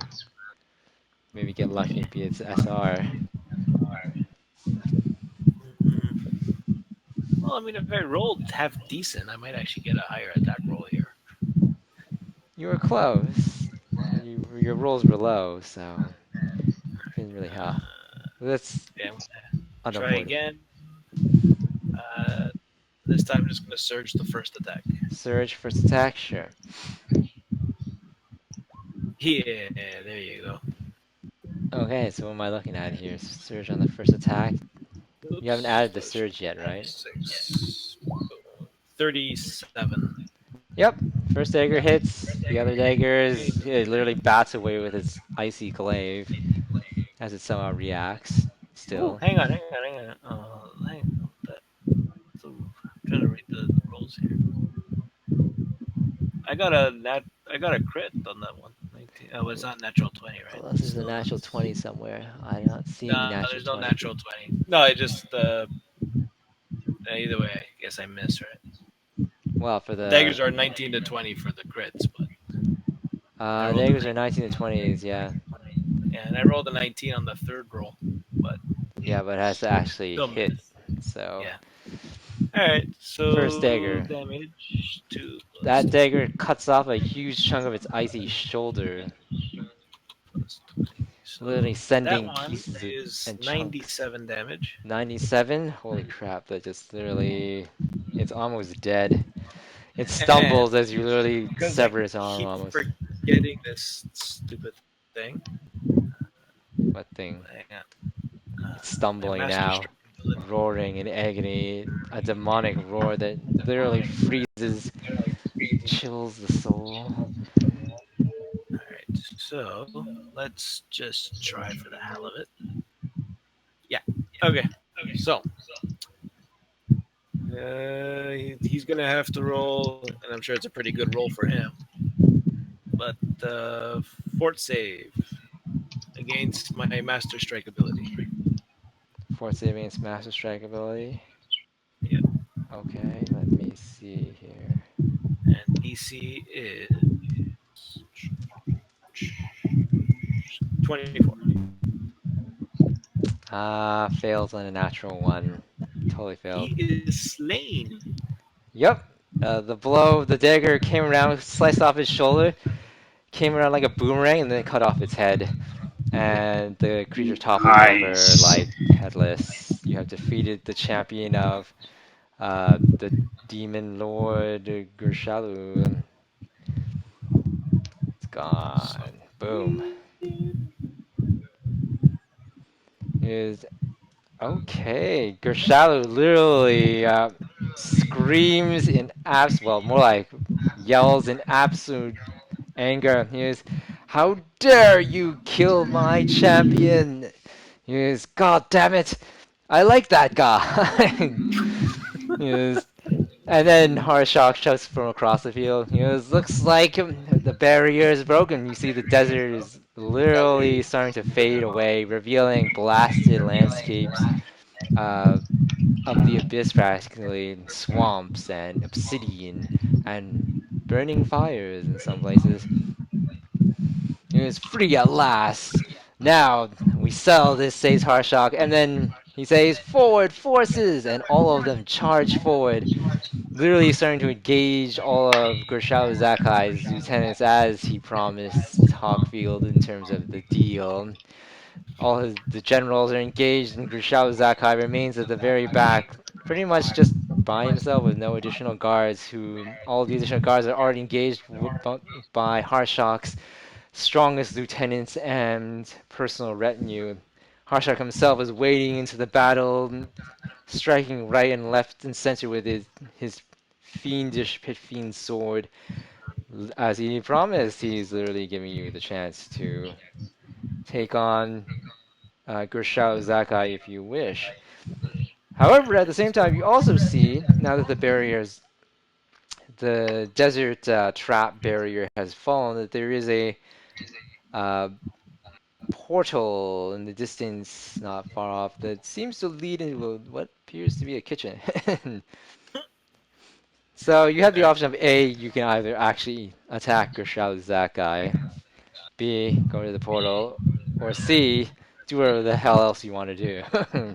I don't know. All But right. Well, now it's first one I of drink a six, potion of so cure serious wounds. okay. Warm myself up a bit here. Sure. Potion of Cure Serious Wounds. Cool. What was that potion? Zero. There. Waste that. Poof. Okay. All right. Where like the R will go? I don't know. Arwell's. Well, you'll find Arwell eventually. You spot him on the field with a high enough perception check. You don't have to roll the perception check. You see him anyways. Um, Once the battle is done, I'll actually just dimension door right next to you. Oh, all right. okay. So you two can Actually, live. no, I don't. I don't know where you're at, so That's a good I'll point. dimension Yeah, door. you could just assume he's near the dead corpse, really, and he comes Yeah, near there we nearby. go. Oh, I'm taking that glaive, by the way. Okay, yeah, sure. If you want his glaive, go ahead. It's a trophy. It's a +3 frost glaive. +3 frost glaive. +3 frost glaive. Uh, +3 frost glaive. Frost vorpal glaive. Woohoo! Crap. Ooh, Good thing he didn't touch us with that. nasty. That's okay. Couldn't hit anyone. Couldn't find you to hit. So, +3 frost vorpal glaive. All right. All right. All So then right, I You will. I'm can confer with each other whether you're going to pursue whatever plan you're going to pursue. As demons and devils fight like crazy, Harshak is literally trying to get to the demon lord And you two are the only wild factor unknowns who could probably make it through the field without really being bothered and do whatever the hell you want. All right. So Arwyll, shall we appease to your good nature and destroy that evil monster? Yeah, you just want the power, but I agree that destroying him would make existence slightly less evil. Exactly. See, it's a win-win. In the name of One peace, caveat: if you're going to flee the battlefield, you make damn sure that I know it. I'll let you know. All right. Okay. So to the demon lord we go. Now the question is, A, do you wish to stop the session at this point and continue next week? Because it is now 1 in the morning. I don't Ooh, know. crap! It is. Wow. Yeah, I'm thinking that that would probably be the best choice here. I'm gonna have an early morning. I mean, I'm an hour behind you, but I do have an early morning. Okay, I think it's a good idea All right. that So we then, yeah. stop just before the grand finale of the finishing of this trial, because if you win, well, you both get something special. Let's just say, and Hawkfield gets a bit more of what he wants anyways. A fair bit. Yeah. Actually, he might get a double whammy of what he wants. Okay, cool. Rocking. Rocking.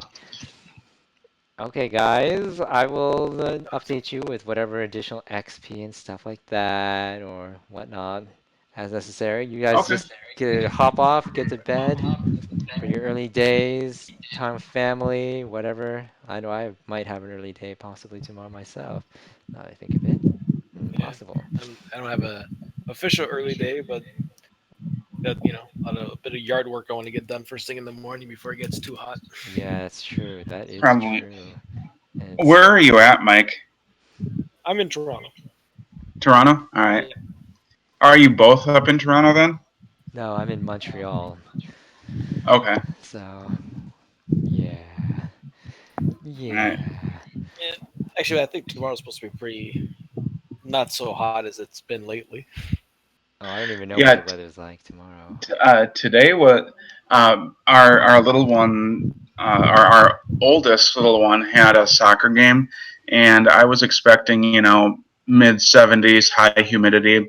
It was like 57, rainy and cold. Yeah, well, that was unexpected, maybe. Yes. All right. Well, have a good night, guys. All right. Have a Okay, good night. good to have you in again, Shadeheart. Yeah. Night. Good night, All right. everyone. All right. Good night, Sunny. Good night, Mike.